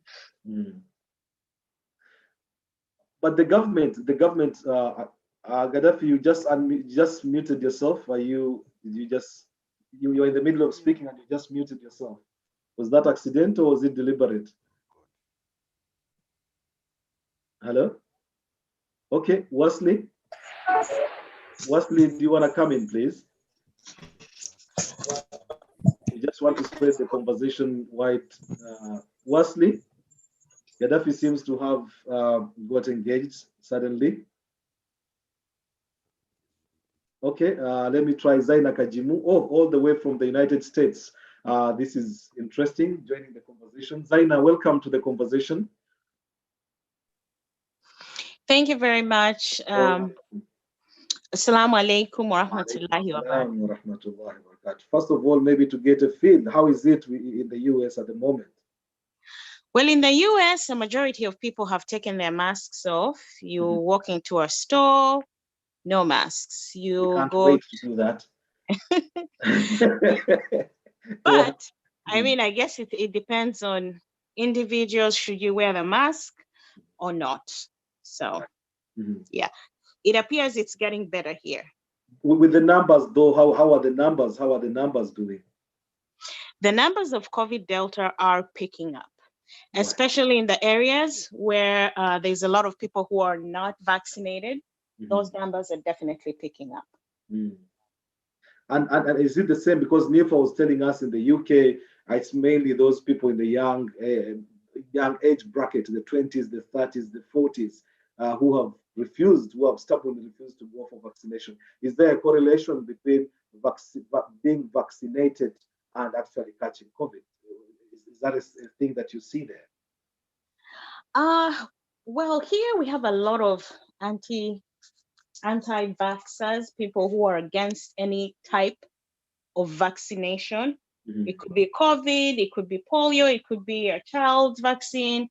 They will not, get vaccinated. So these people especially tend to be in the South. I hate to say it, but more or less the Trump people do not like to take the vaccine. So when you look at the map of the USA, there's like these little pockets of people who will not, get vaccinated. And it is especially those areas. But more in the urban cities, almost everybody, I would say 70%. Yeah, are getting vaccinated. You've just heard the conversation we are having regarding the treatment for COVID, be it herbal, be it modern medicine. Is it working? What's your own take about COVID-X, for example? You've been hearing us talking about it. Yeah. So I joined a little bit late, so I didn't watch the video. But one of the participants on here, I believe her name is Nilfer, mentioned something, and which is also my concern. Right. At what point is this COVID most helpful? Is it at the beginning stages? And when do you seek, medical professional help? Do we have any guidelines of, okay, I'm not breathing, I have a breathing issue, probably pneumonia has set in, and I keep gulping this COVID-X? At what point should we be taking this? And at what point do we say, okay, this isn't working, I need to get to a hospital? We don't have those guidelines. And then I also saw, I think it was a WhatsApp post whereby they said one of the ingredients in COVID-X significantly lowers your blood sugar. What are the ingredients in this? Who should take it? Who should not take it? Most Ugandans don't go for annual physical checkups. So you could be diabetic and not even know you are diabetic. You could get COVID and it brings up all these diseases that have been underlying, and maybe you shouldn't be taking this. So is there any guideline of who should take it, who shouldn't take it? What is it comprised of? I may be allergic to one of the ingredients in there and it won't work for me. I actually lost someone Friday who was on it, taking it religiously. It didn't work for her. Yeah, so, those are my concerns. I'm just thinking as well, just because I can hear you, I can feel your argument in terms of this. The only issue though that I was thinking about, in times of desperation, in times of when you don't have other alternatives, in times when people have been running between hospital and hospital, they can't find a bed, and this is the situation. Because the professor, I think he mentioned the situation where he actually, caught COVID, and then the moment he went for his test, this was like 4 or 5 days in, then he started becoming breathless, and then he took the COVID-X and slowly started working. He's mentioned somebody else who was even actually on oxygen, I think at a certain point, managed to, take COVID-X, and that facilitated part of the process. So I think it would be very interesting, and I wish we had a doctor, actually a COVID-X expert, who would be able to tell us at what stage. There was a video though on YouTube which has been put down. I don't know why it's been put down, but it was the doctor explaining the stages, they use the application of the COVID-X itself. And I think in there laid a little bit of at what stage I think we should be coming into that. And if I can see your hand is up before I let Zaina go, please, if you can unmute yourself. Yes, yes, this is what I was trying to say. Hi, Zaina. Now, listen, this is exactly what I was actually talking about, Ms. Kassim, that with COVID, yes, he did say that he became breathless and his other friend needed oxygen. But there's an issue at the moment in Uganda with oxygen, or with requirements of oxygen. People forget when someone has got COVID pneumonia, his or her target saturations are lowered. We do not expect a high target saturations of 94 to 96. We're actually we started aiming for a saturation of 88% on air, which is good. That is very, very good. But now with this COVID-X, like Zaina is saying, this thing of COVID-X, yes, when will we seek medical advice? This is what I was trying to tell you. When will this patient actually now require antibiotics to treat the COVID pneumonia? Because this is the issue. People will become unwell. But as I always say with COVID in Uganda, we need more education. If people can educate our masses, our people in Uganda on radio, on this, just do a bit of health promotion, people will understand. Telling them what, Anilfa? What to expect with COVID, the stages of COVID. Not everybody, because I have nursed 4 people, Kassim, people who actually are okay, but they just go into a panic mode once the positive test comes in. They just go into panic. They become hyperactive. They all start hyperventilating. Then obviously you'll need oxygen. We are here to learn, Nilfa. We are here to learn, and I would be very interested to hear those particulars. I don't think I know the stages, actually. Maybe since we have the people here, they will be the ambassadors to those who are not here. What are those stages that you're saying about COVID? Yeah, okay. So we usually tell people, you know, our mind does play a very big role in our healing process always. Our mind is very big at doing that. So unfortunately, people have been so frightened of COVID. Yes, we are losing people. We understand that. But people have to know that not everybody that is tested positive requires antibiotics. Not everybody that is tested positive requires oxygen or requires hospitalization. No, it's not like that. You have to keep calm. Okay, once you start getting the symptoms, yes, you'll get the symptoms of a fever and stuff like that. That is your body trying to fight a response. Try and just take some bit of paracetamol. Yes, drink your lemon, drink your ginger, have this.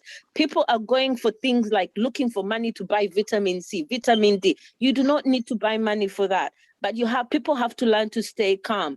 When you start getting breathless, yes, why are you getting breathless? Is the cough getting worse? That's when you try seeking medical advice. Some people have COVID with no cough at all.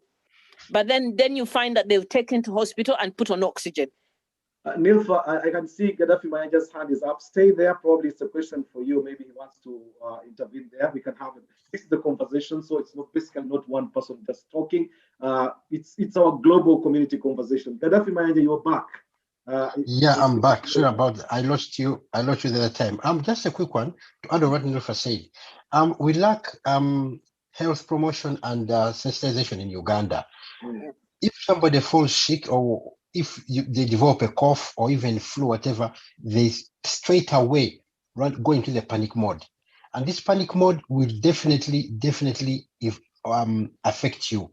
So we've got to ensure that our people are educated about what COVID is and other diseases, not only COVID, because other diseases also attack our bodies. My particular concern, though, is the government would really know that we need this health promotion. How comes the messages are not getting across? Is it the packaging of the messages or what? What do you think is the problem?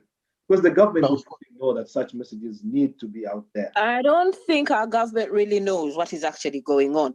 I'm sorry to say this, but I've had the speeches done by the Minister of Health, who seems to be a doctor, but she's really not saying anything.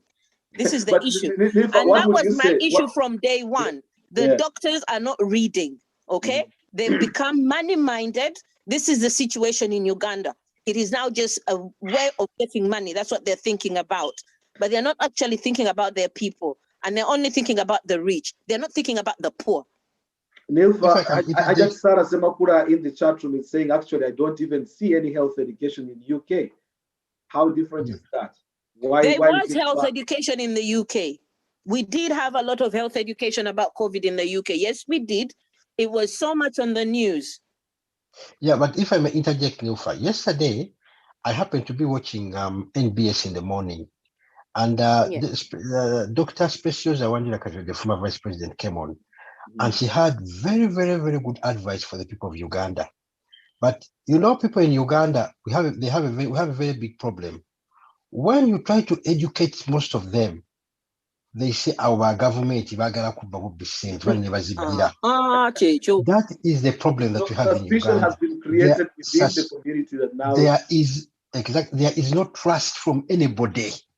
If you come and say, well, COVID, be political. So people are in the process, people are really, really getting affected.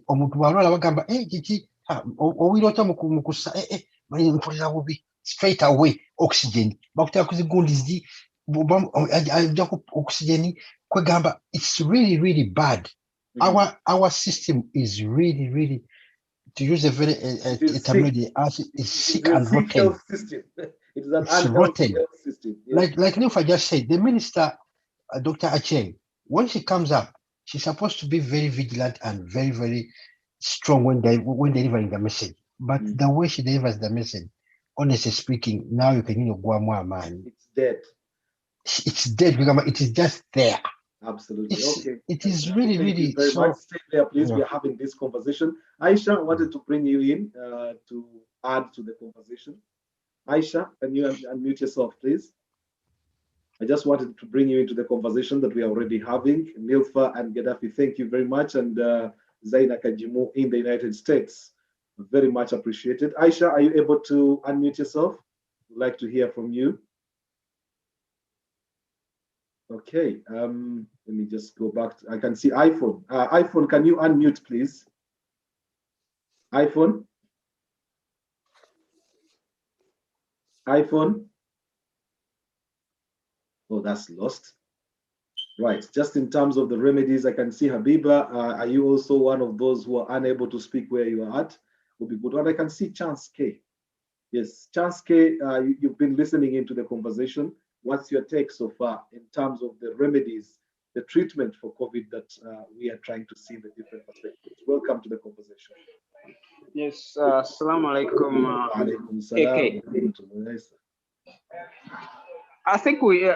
I think it's a step forward, and we should give a benefit of doubt to Ugandans to have that milestone. And I think we people who live in diaspora, we have this egoism that Ugandans are of low standard.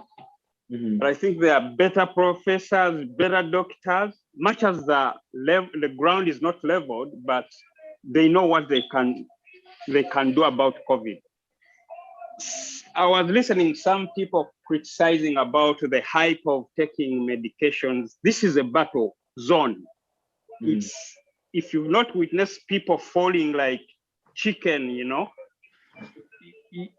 people are desperate to take anything. So I can't blame them the amount of herbs they are taking, much as they have a side effect, just because there is no alternative, you know. And I know it's a very big step to convince the global health sector that this COVID-19 is working, but at least it's a step forward. So how do you think Uganda should go about it? Should we just shout a lot about it? Should we go to social media and just flag on the platforms? Because for some people it has worked, and I think that's where the evidence is. If we've had people who have been in very worse situations and they've managed to improve, we are not saying entirely it's a treatment, but it's part of the process of treating, or part of the only challenge is now that Uganda is fond of having different game lengths. For instance, within no time you'll hear that the professor is under siege. He can't talk to anyone. Well, he was this morning. He was meant to be. He was meant to be as part of this conversation. If you just came in late. And within no minute, you hear that someone from above has taken control of the production line. Yeah. And this will compromise the quality. And you say, oh, how much are we supposed to produce if we put in these quantities? Can you dilute it? You know, Right. That's possible. That's possible. I can't deny it. And this brings the credibility of the product you're bringing to market to anyone. Right. That's what I see. What can Uganda do now? If you are advising, for example, the Ugandan government, what would your advice be in terms of making a hype, making a big deal of this? I think it's to involve all stakeholders, because this is a global pandemic. So let's not monopolize the production of COVID. Let's try to engage other scientists and say, this is the product we've put on market. What do you think about it? I think this will improve even on the credibility of COVID, and it will improve. It's like the vaccine we are taking here. It's on a trial version, you know. So what I can advise to Ugandans is if they can engage more scientists in the discovery of COVID, I think it will be good for the product. But Nilfa, from a medical perspective, I mean, what would it take, for example, for Uganda now to make a big deal out of this? Probably to get the World Health Organization listening, because the World Health Organization is urging caution, and that caution, of course, now almost sounds a bit of jealousy of sorts. I think they just have to be heard. That's the issue. because obviously they'll need to get more funds as well and get WHO to get involved to get more studies done about this COVID-19. But it's all about politics, as you all know, and the red tape all involved around this. But I think they've got to really make loud noise. But they have to give our people a chance. But our president also has to help in this now. So the big authorities have to help. The problem is once the president has come in, then they say the government has taken over. I think that's the point that Chance K was raising there. That suddenly it becomes everything Ugandan is very politicized, that you lose on the bigger picture because you are concentrating on the little aspects. The thing is, I don't know what we're going to do about our people, but that's the mindset of our people. But in order for things to go up, we have to get the president involved, who has to get other people involved. We don't know what we're going to do, but we just have to do what is best. People will admit, like now they've accepted that COVID is actually real. They will accept this as well.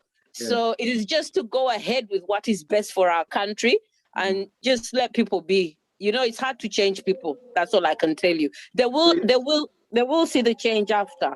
But I think the big guns have to get involved now. The Ministry of Health.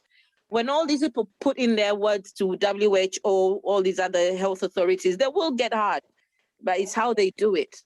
But the problem with the Ugandan situation, that's why I was saying the Ugandan psyche sometimes is difficult to understand. You will find that a doctor like this one, for example, leaves Uganda and goes to Kenya, for example, does this, say at Nairobi Hospital or the Aga Khan Hospital, suddenly it's all over Kenyan news and then it's big news. It's a Ugandan doing a discovery elsewhere and they are failing to be recognized from their own countries. Like the proverbial saying that prophets are never recognized in their own home countries.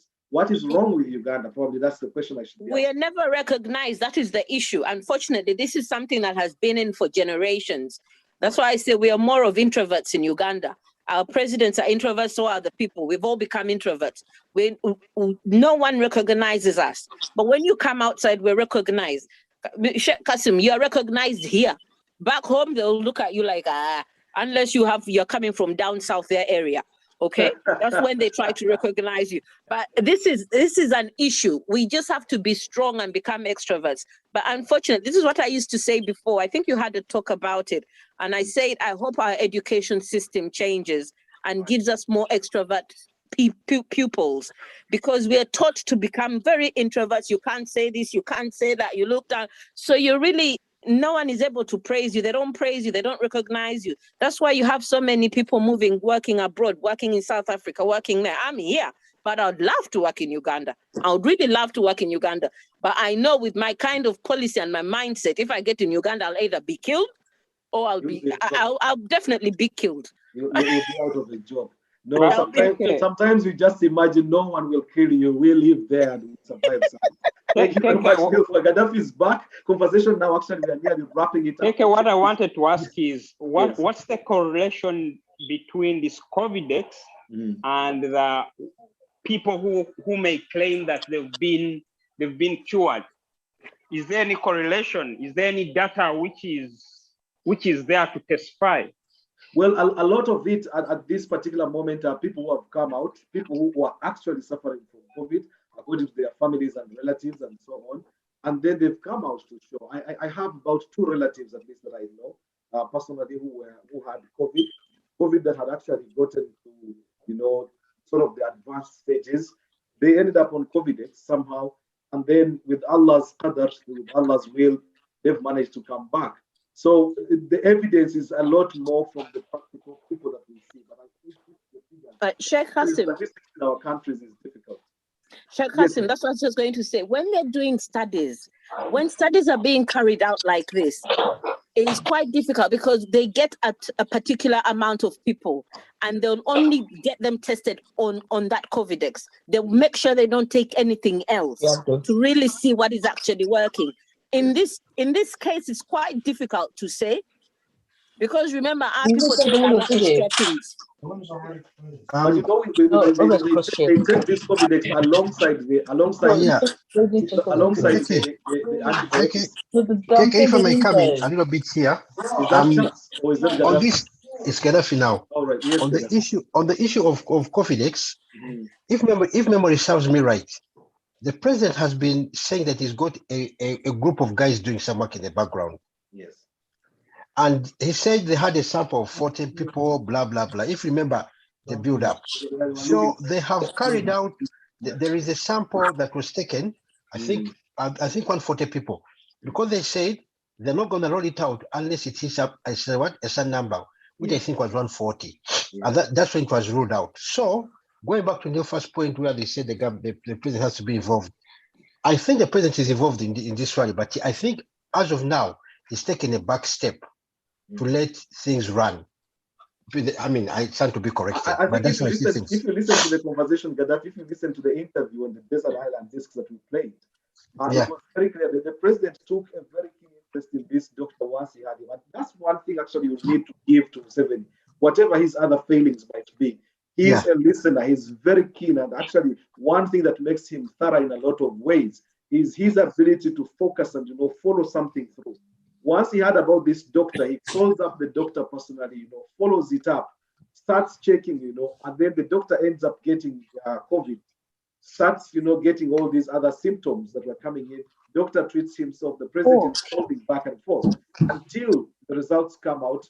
The president, rings the doctor, the professor, and the professor says that I'm trying to heal, and he was purely using the confidence. So for the president, the kind of excitement, but the president was also following up because he had that this professor had treated 3-4 other people. The president asked for the numbers of these people. I just want you to put yourself in that particular situation where you receive a phone call from the president out of the blue. First of all, you might think it is one of the Wafere in Uganda doing this. Exactly. You might just think that's one. But a president who takes the trouble to pick up the phone, gets to call all the 3-4 different people at different, like totally unprepared. It's not like the professor was even thinking when he provided the numbers that they would call them. It was the president himself following up on this. And that says a lot, that speaks volumes of a person who is keen to try to understand how it's all working. And then finally, when he sees the doctor, the professor coming out, he had managed to get better after using COVID-19. The excitement with the president, because that actually pushed him up to go into the mass production of the COVID-19 as it is now. In a situation where you are desperate, you are seeing people dropping left, right, and center. In a situation where your own family members start dying, that desperation can actually send you into trying to make sure that you do everything and anything that you can to ensure that at least the lives of those that you love are protected. Well, this is Come Let's Talk with me, Kassim Kayira, live on 75 Radio, as well as on UMMA Connect, on Zoom, on YouTube, and on Facebook Live. Conversation continues. We'd like to hear a lot from you, the people especially participating. Thank you very much, Nilfa, Gaddafi, Sheikh Abdul Qadir Kawoya. The entire conversation that has been happening now is quite interesting. We are 11 minutes to the end of the program. I would like really to hear, but now part of the problem, of course, when it comes to government managing. Isma, please, if you can prepare that. I would like us to listen to that particular clip, and that will post the last bit of our conversation. Dr. Kiza Besige here talking about the misuse of funds, because we are saying government should come in to provide funding in processes. And then the problem is once you get into situations, you start seeing the misallocation of resources. That actually raises particular questions. It would be interesting just to see how that plays out. Isma, if you are ready, please, with the clip on the clip on Dr. Kiza Besige speaking about the misuse of COVID money. You remember that in the first wave, during the first wave, and this actually goes to government's lack of preparedness or poor preparedness or poor preparations. What happened is during the first wave, everybody, the whole world was sort of concerned about COVID. Everybody rushed out. People started bringing contributions. The government cried out and called for help. More than 50 billion was raised in cash and in kind. People brought in pickups that were supposed to go and help in the whole COVID task force. The whole idea was to make sure we are going to fight this particular pandemic that was facing the world. With Uganda, the first wave wasn't as bad, so the government thought it could get away with it. This money is missing in a lot of ways. It has been, in some instances, misallocated. Apparently, a big chunk of the money was sent to Japan. to buy pickups, and then those pickups were supposed to be distributed to the different districts across the country to help in the task force. But according to the people, Mr. Katongole, who has been running the fund, he says only 5 billion remain of the more than 50 billion that was raised. Sort of puts the whole issue of trust into question. Isma, if you are there, if you can hear me, I just wanted to confirm once you bring the clip on the screen to share, I'll definitely be able to. I should put you as a host, I think. Yes, 1 second. Because that would have, because now the problem is now getting people to be able to feel confident anymore. You know, that has been the biggest problem. We need to make 75W Radio as one of the hosts, make co-hosts. Yep. Yes. Apologies, I'll just do that quickly so that we can have this clip playing. Isma, please, if you can have that that clip playing, the Dr. Kiza Besige, and that will constitute now the last 8 minutes of our conversation, where we would like to talk about, you know, this whole concept of the medication. Yes, I think it's ready, and when you are, please, you can play it.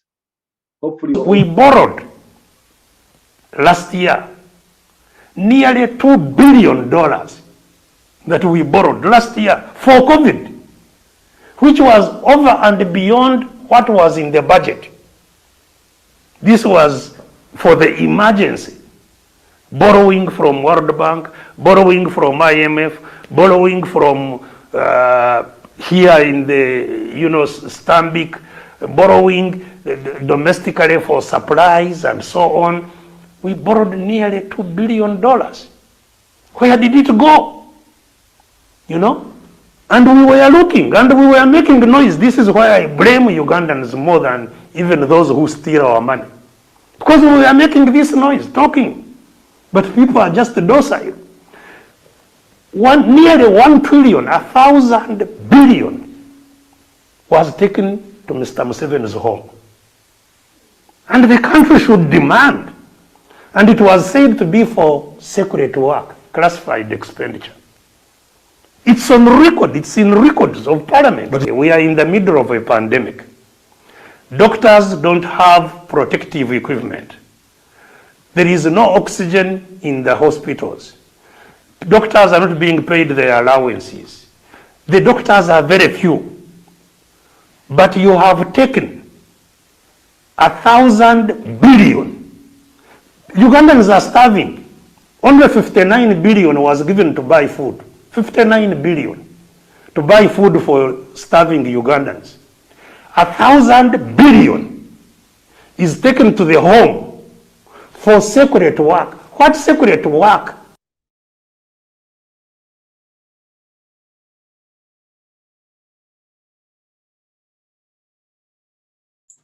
She unmute. I had muted myself. That is the problem. Of course, the issue has been, you know, what happened to the money? Why was the money misplaced? As usual, these are definitely the conversations that we keep having. We have 6 minutes to the end of the program. I'd like to hear your particular responses to that. And I'll begin with Sheikh Abdul Qadir Kawaya back again. iPhone has failed to unmute himself or herself. I don't know. Sheikh Abdul Qadir, you've just listened to that clip by Dr. Kiza Besige. Quite a revelation there. Your take.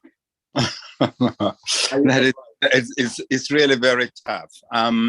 As far as I'm concerned, this is really frightening. And, you know, after listening to the first report, I was really encouraged and I was enthusiastic and I thought we're moving forward and all of that. Then you listen to this, and this one really has taken me back to the old days and to the. So I have really nothing to say apart from saying that I'm flabbergasted and I'm really, really angry because the statement by Mr. Besige, I know it's true, I've heard of it, but you know, as the case with these things, the government does whatever it wants to do, and we Ugandans have no power to stop it, and the parliament has no power to stop it. So we just sit back and take it. So apart from being disappointed, apart from saying that I'm disappointed, I have really nothing else to say. And And probably the only thing I could say, may Allah or may God help the country and help us and help Uganda. Amen. Barakallah fikum, Sheikh. There are many who have joined us pretty late in the conversation. I just touched the tail end of the conversation. I think Salim Masoro is one of them, but Rehma has been there. At least she got to listen to part of the conversation. Rehma, your take, you just listened to Dr. Kiza Besige there, talking about government's mismanagement of the COVID funds, the money that was raised to help with the COVID. Rehma, your take on this? I'll come to Aisha. Finally, we've been trying to get you, Aisha. I couldn't get to you. If you can unmute yourself, please, Aisha. While Rehma gets ready, we just have 3 minutes to go. Aisha, please go ahead. Welcome.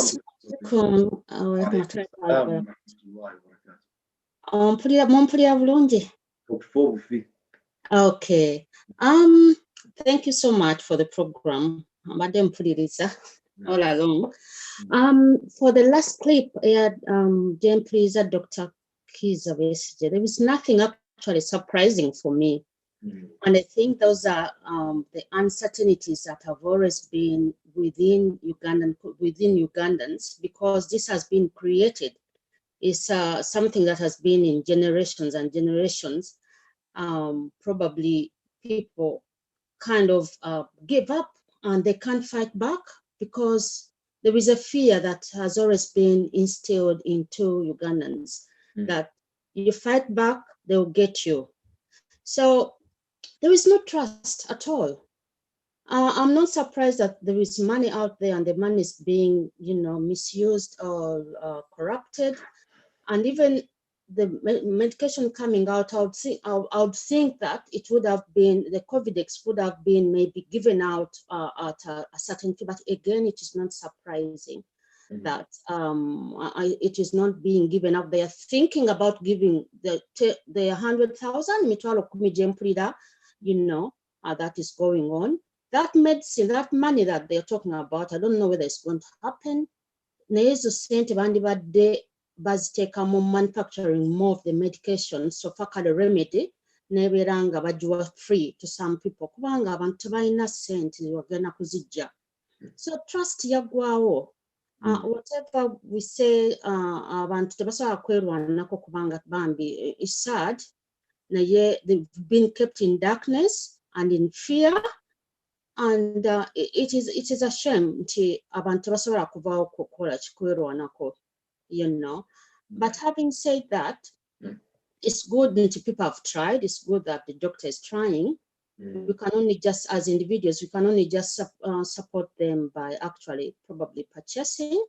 Dr. Kayira, mbadde njagala katono nnyo kuba mbadde ngaze kusaala naye ku supplementing kuba abasawo bayogedde ekintu ekiri very important kubanga nze for me it was in my house experience. My husband yalwala COVID briefly. Teyafuna kifuba ng'abalala kye bafuna. Kati kikulu nnyo okusomesa abantu stages za COVID, nti COVID akwata abantu differently actually. Kubanga ye COVID bwe yamukwata abasawo bajjanga wano nga bamugamba nti assa kuba the lungs are still functioning, naye baali tebakebedde musaayi. Owulidde. I had to argue with them to go and do blood tests. Ogenda okutuuka okukola blood testing already omusaayi gwe mulimu infection, tokanga abadde course of antibiotics GP gye yamuwa teyamuyamba n'agoinga on nga infection n'emuleeta temperature. Kati COVID-X eno gwe bafulumya tagenda kukakkanya temperature y'omuntu kubanga omwami wange temperature yalinnya up to 40 nga consistently 38-40 ng'afa almost.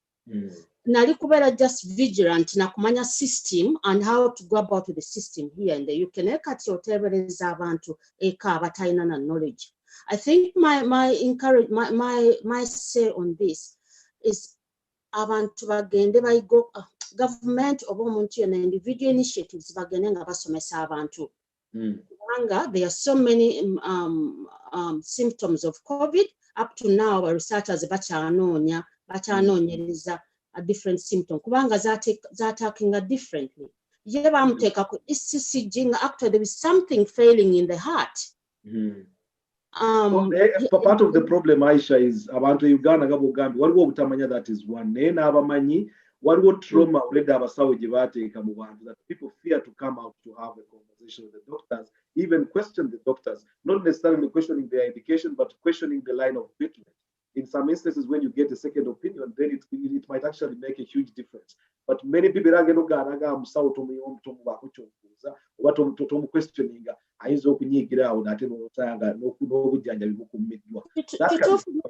Kituufu nnyo Dr. Kayira. Era nze nava e Kampala, unfortunately I have to send in nava e Kampala nga bantestinze COVID, but I challenged them last December. I hit gunde yasooka. Bwe bantestinga bateeka ku lulimi, nagenda e Makerere University, waliwo institute. Naye nengenda ne bantestinga, kati I challenged the healthcare, whatever assistant, ng'ateeka ku lulimi, as opposed to okuteeka eri back of the throat. Kati, how do I trust the doctors again? Kuba namuchallenge nga n'agamba COVID is everywhere. Kati sinenya abantu kubeera nti ne vaccination bazitya, let alone ne test bazitya. Tokyasobola kunenya muntu, but anyway, okusomesa abantu kyekirina okugenda mu maaso. Naye trust n'abasawo ne badokita bennyini, nze kennyini nakyo experience nga kubanga I went home for a visit, but then experiencing the same thing, test yennyini tebanteeka just ku lulimi. When I started to challenge, Dr. Nagama, no, you're everywhere. But how do I go again and trust such a doctor? Right. Nilfa's hand is up, which is quite good. It is good because this is a two-way conversation. Please come and share the experience. I think this is the beauty of this particular conversation. Nilfa, your hand is up. Aisha Chapu. Yeah. Assalamu alaikum wa rahmatullahi wa barakatuh. But then second ngamchala Aisha chayo get the tests. Katino ye yajikola mu December that year. I was there in Uganda in October, November. Nengenda for my test as well, my swab. I ended up telling the man, ntinedda akokasule nze kanekole test. Nemulagirira how they do the tests. But this is someone who is doing tests for everybody going in. Musasula emitwala abiri mwena okola test. Nenga najikola test. Tamanyi kola test. Tamanyi weraga. Tamanyi na weraga. Owulidde. This has been an issue. That is what I'm trying to say. COVID yaja, unfortunately, it became political according to the Ugandans. The people were not taught, people are not being educated. So this is the whole issue. In pandemics, always the second wave is always the worst than the first. Okay. And not only the funds, why in a case, if you remember, in UK, we had misallocation of funds as well during the first phase. All of you knew about the Excels, the so-called the Nightingales that were built up. Yes. Okay. But unfortunately, Simanje tugenda koira Uganda yafichova. Let's do with the COVIDex, yes, because we don't have anything at the moment. People are truly desperate at the moment. Now people just have to know when we need guidelines. People at least should be given guidelines. Stay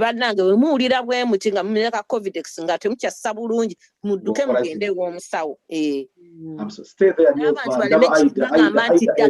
Because Uganda bazibu bajja kugamba nti eyo ddagala liwonya ly'eddagala lya COVID. Okay, stay on there. Aida, please, if you can unmute yourself. Guru, thank you very much for joining. Njakujawa Imam Kasozi ndoza je tunawunzikira conversation. Aida jangu Gaddafi mayanja ndawa na yeye akomyeo. Na Imam Kasozi, I would like to take on what issues there. Your public health information promotion. I'll come to you shortly. Aida, please go ahead. Assalamu alaikum wa rahmatullahi wa barakatuh. Wa alaikum salam wa rahmatullahi wa barakatuh. Barakallahu fika Sheikh. Ngenda kumikisinga Oluganda n'Oluzungu. No problem. Nze ndaba problem gye tulina ewaffe abantu bali less educated. Singa kati ngaffe abasiraamu abali wano, those who can manage, ne twekolamu oba nga charity ng'eyo ne bagenda ne basomesa ku bantu ebintu ng'omuntu n'agenda mu mwaka, oyinza okusangayo omuntu omwaka nga tagendangako mu ddwaliro, tamanyi na musaayi gwe guli gutya oba alina kiki mu mubiri, naye abantu babeera awo. So bambi lwafunye ekirwadde lwagenda mu ddwaliro. Kati n'olwekyo kati COVID yazze, kati babawadde eddagala lino likola ye tamanyi amira bumizi kubanga ali desperate. So mbadde ngamba ffe abali wano abantu abategeddekokko bandyekozeemu omulimu ne bagenda at least to educate a few people in Uganda. Kubanga kati n'abasawo nabo they are not trustworthy. Baagala bwagazi ssente. Oli ayinza n'okulaba ekintu ekifu n'akugamba kino kituufu because you don't know. Yes. So kyensaba ndowooza kwe kuyamba bannaffe. Otherwise there's nothing we can do. Tujja kukoma wano okwogera but people are dying back home because they are ignorant. So byenkomyeko okwogera kandeke n'abalala boogere. Barakallahu fikum. Imam Kasozi akomyewo ndowooza abadde agezaako ku connectinga with the two gadgets. The network y'emawanga ogimanyi bwetera okukyankalanya. Naye I think we have him finally. Imam, if you are there, if you can unmute yourself, please. Mayenja taking on as community leaders, as religious leaders, even responsibility. Assalamu alaikum wa rahmatullahi wa barakatuh, Imam. Wa alaikum assalam wa rahmatullahi wa barakatuh. Thank you for joining the conversation. Pretty late into the conversation, but what ukidengera otubaye tuyingidde mu kuwunzika mu kuwumba tubadde ku one of the issues that has come up is the lack of health information. Lack of health information okusobola okukola public health information. Baga nti abantu b'Uganda tebategeera ki kigenda mu maaso in terms of the health sector. You are a social communicator, you are a community leader, you are an imam. Where has it failed? Why has that not been the case? Ndowooza salaamu alaikum wa rahmatullahi wa barakatuh. Mbadde nakazuuka buzuukusi then nenzijukira nti this gundi abaddeyo nendabako obulabi. So thank you for giving me opportunity. Naye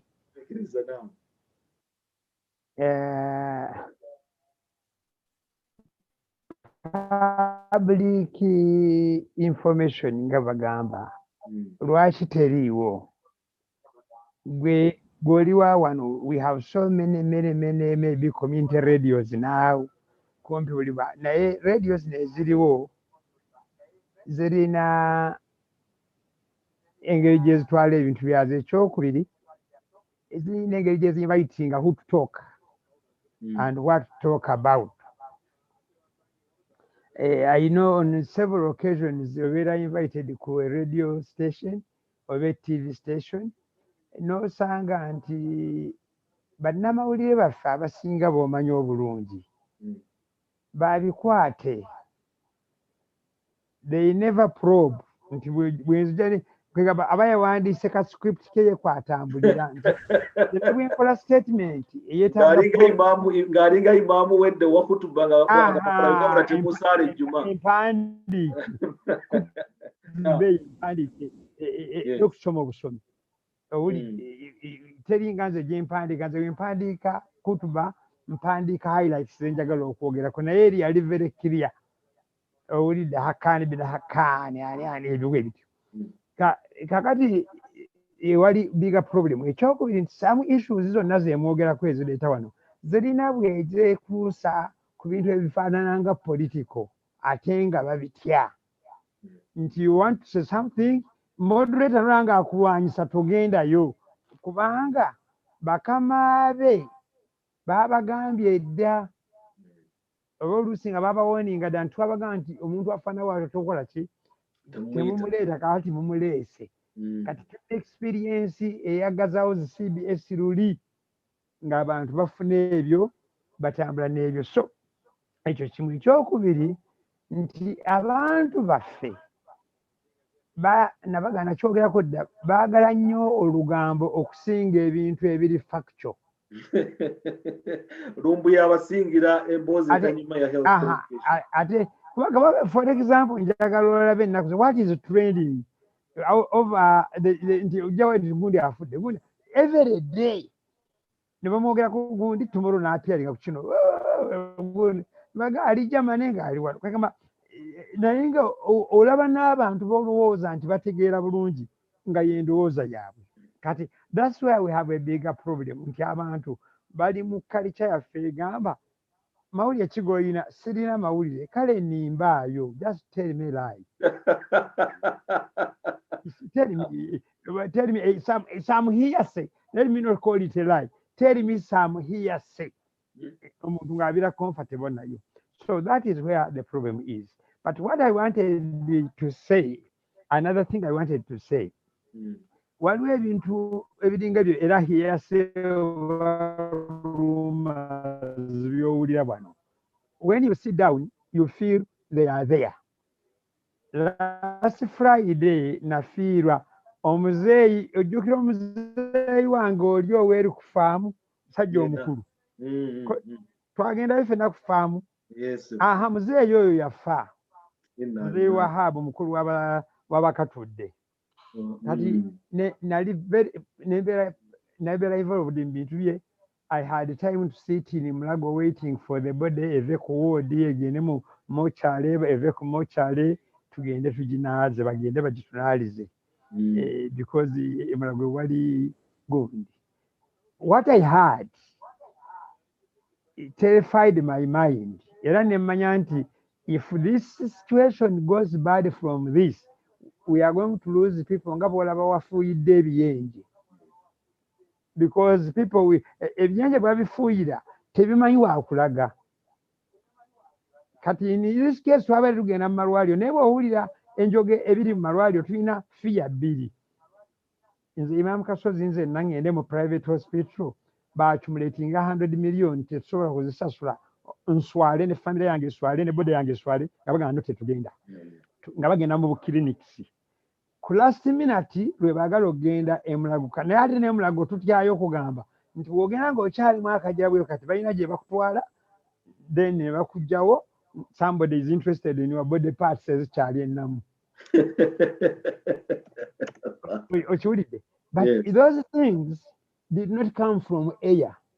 No, two things shocked me. Ekisooka, I want you to hear this one. Shocked me and coming from a professional, somebody whom I trust and reliable. He said this in my presence when I was seated in Mulago on Friday. N'agamba nti Kayira ogenda mu ddwaliro ng'oli mulwadde, bino by'owulira bagamba nti oxygen yavuddeko, but tavaako buvi. You need to be pumped in oxygen at maybe at a rate of 70%. Somebody puts it at 30. That happens according to inside information. That I got. Why is that? I don't know because that one he did not disclose, but it happens. Assuming ojja kubeera ku 70%, omuntu akuteeka ku 30. Therefore, bakuteeka ku 30, naturally, you are not getting enough oxygen that you need to reactivate you. Consequently, kyekyo ekigamba nti maybe batta abantu. The second thing, what shocked me most, ow'amaanyi nga Imam Kasozi calls Kayira whom he knows, Kayira abo tubamanyi. Hello, Mr. Kayira, how are you?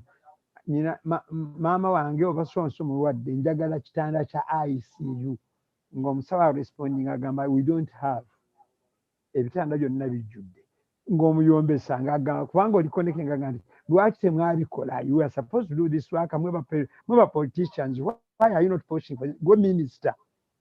Ng'oli amugamba nkugambye jjako omuntu njagala maama wange akole ki? Maama wange amubuuza nti singa maama wo gwe mbadde nzijjako I don't care. That one is not my mother, I don't care. Ono n'alyoka ajjako.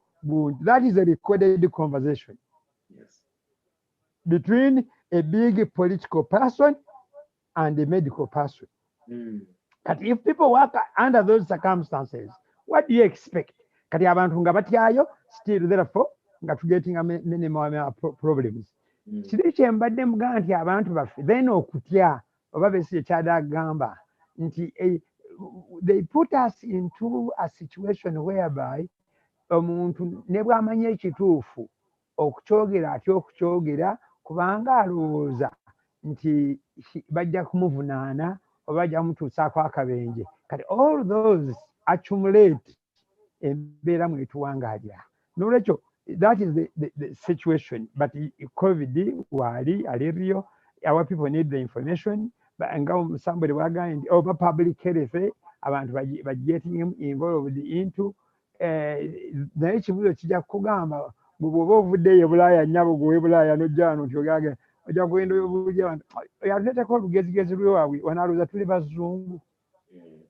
That is the level. In fact, I had a very serious case, Imam, where a very close relative yarwara naye mara okumanya nti alwadde COVID nebaga nsijja kugendayo mu ddwaliro kubanga bagenze kuleeta mitawaana kubanga nyinza okujja infection ali negireetera abasigadde bonna. People ne bakiraba bulala nnyo kubanga impression yaffe eri nti culturally when someone is ill the first thing n'otajja kunnambula kati naye ng'okulambula okw'oku mobile money mu bantu bonna bonna n'oba tibuwabuzeewo okujja mu ddwaliro. Trying to explain that was difficult. As a result, 4 people including the sapa abamuliko COVID ne bamutwala ate newaka waabwe. It was difficult even to try to communicate something as simple as that omuntu okusobola okuba nti omuwuliza kino. Tubadde twogera ku treatment Imam Kasozi kinjagala mpunzike ngende wa Gaddafi tusobole okukwatibula abatulaba. COVID ku lulwo attitude ebadde etya? What is your take?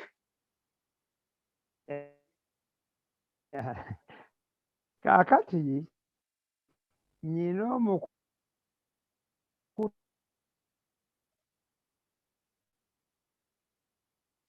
Imam eddoboozi lyo nabo libula babadde baŋŋamba wano. I saw a message in the chat room saying all the boys b'essomero lyange.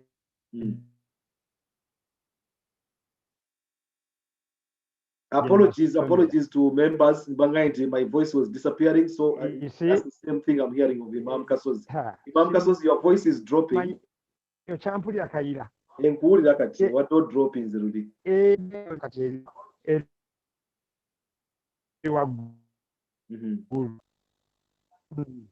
Yeah, okay. Yes. I think now it is clear Commander Bie Gundi eraze high. Kakati into treatment. Of course, this what actually what is the right word? It starts with R. Reliever. Hello? I call it a finger reliever at a psychologically just color because that's what people believe. Kumukutu gw'essomero lyange gye nasomera O level ne A level because it is from Western Uganda abasinga beeyo and the COVID was invented in Mbarara owulidde people balabanga ekyalo awo era bwe bagamba nti kiyisiza ne bakicelebrating. I think that's why we had even all those issues nti eddagala eryali ligula siringi 7 ne ligenda ku mitwalo 10 era ne basaplayinga ne ruuma ndowooza oba bagirabako nti Rwanda ligula $2. Absolutely, I did mention it, yes. Which I think was a proper lie. Okiwulidde kubanga nti ligula $2 nega nti ab'e Rwanda bo tebawulirangako nti eddagala ly'omutwalo gumu ligende ku mitwalo 7. Does it make any sense? Kale awe wali issue ennene naye eriyinza nalyo ate okutuleetera obuzibu obwokubiri nti abantu ne bava kulina eddagala eddala ne baconcentratinga ku eryo nga balowooza nti ligenda kukola ki but nga bw'omanyi traditional yaffe negamba aba nti eddagala ly'obulumi bwonna omuntu nga atya okufa kugenda kunoonya mu bujjanjabi oba bujjanjabi bufaana. That's why nti our people badduka ne bava ku ekyo ne bagenda ku kiri ekirala. I have a friend yafa COVID. Bw'amaze okufa COVID abaana be ne beematiza ne bagamba nti n'omuzimu gwa taata waabwe gwazze gwabagambye nti bamuloze bulozi nti step mam n'emukwano gw'omulala be bakoze eki baagala kutwala proper naye nga baŋŋamba bayivu. 2 days later omu gwe baagamba nti yali involved mu bulogo ate naye n'afa. Kati nebuuza kati yaani yamusse okiwulidde naye kati omuntu alina mentality eri. That's why nti spread ne bwefuna treatment bweba teri gundi spread ebeera very high. Then the skepticism that has come on the drug on vaccination. Yes. Nekyasembyeyo ekyokulaga wano nti bagambye in the government facility abantu baadde bagemerawo abantu ne wrong medicine. Naye ng'abantu be bagemye Kayira wabawulidde ebitongole mwe baadde bava. Bangkok, Kassim, those meaning therefore that this drug was sold to these people by the very people. Kati bwe bazudde that gap nti bayinza okubagwamu kwe creating a story egamba nti mano mazzi oba fake vaccination. Nenze mind yange tells me somebody yayagadde okucovering up naye ate n'agamba abantu nti be bagemesezza ebyo don't worry. Kati omuntu gwagemesa kyotamanyi lwaki omugamba ate nti he must not worry, meaning that you have some clue of trying to as to the content. Exactly. Mineral water akimanyi bamukubye eddagala ettuufu naye kubanga eddagala ettuufu ye yalitundayo, he must say nti mazzi owulidde nti kati omuntu abantu babeera worried over amazzi tukya investigatinga naye bwe twazeemu okutunula njagala olabe omuntu alina science ekola obucupa obwo n'atuusa obungi bwebwo bwobutyo ate n'agamba nti n'abuteekamu n'amazzi n'abuleeta mu health facility eya gavumenti ne watabawo n'amubuuza nti gwagemera wano gwani. Nolwekyo that is the circumstances. That's where we need a lot of prayers, and then we have to go back and rediscover ourselves. N'okuzza mu bantu ekigaa nti no buli kintu osobola okukibuuza kasita teweekakasa nga bw'ekifaanana osooke otuuke ku kituufu. Neyanziza. Barakallahu fikum. Gaddafi Mayanja, I think I'll wrap up with you. Mutsonyo Wanai, we have gone over the time. We already 23 minutes in, but it's because suddenly the conversation now took a different twist altogether. And it always gets sweet as it gets to the end. But we know Gaddafi, you have the last word tonight. Assalamu alaikum wa rahmatullahi wa barakatuh. Wa alaikum salam. Yeah, my final word would be nti Abeka, Imam Kasozi, community leader, basensitizinga abantu ne self-made doctors abo bannansi abamanyi nti buli kimu bakimanyi nabo beddeko balekera okugamba okuwa abantu eddagala libatamanyiko ki mayitire. Abantu bafune the real medication oba the real eddagala oba guidance from abasawo kijja tuyamba nnyo.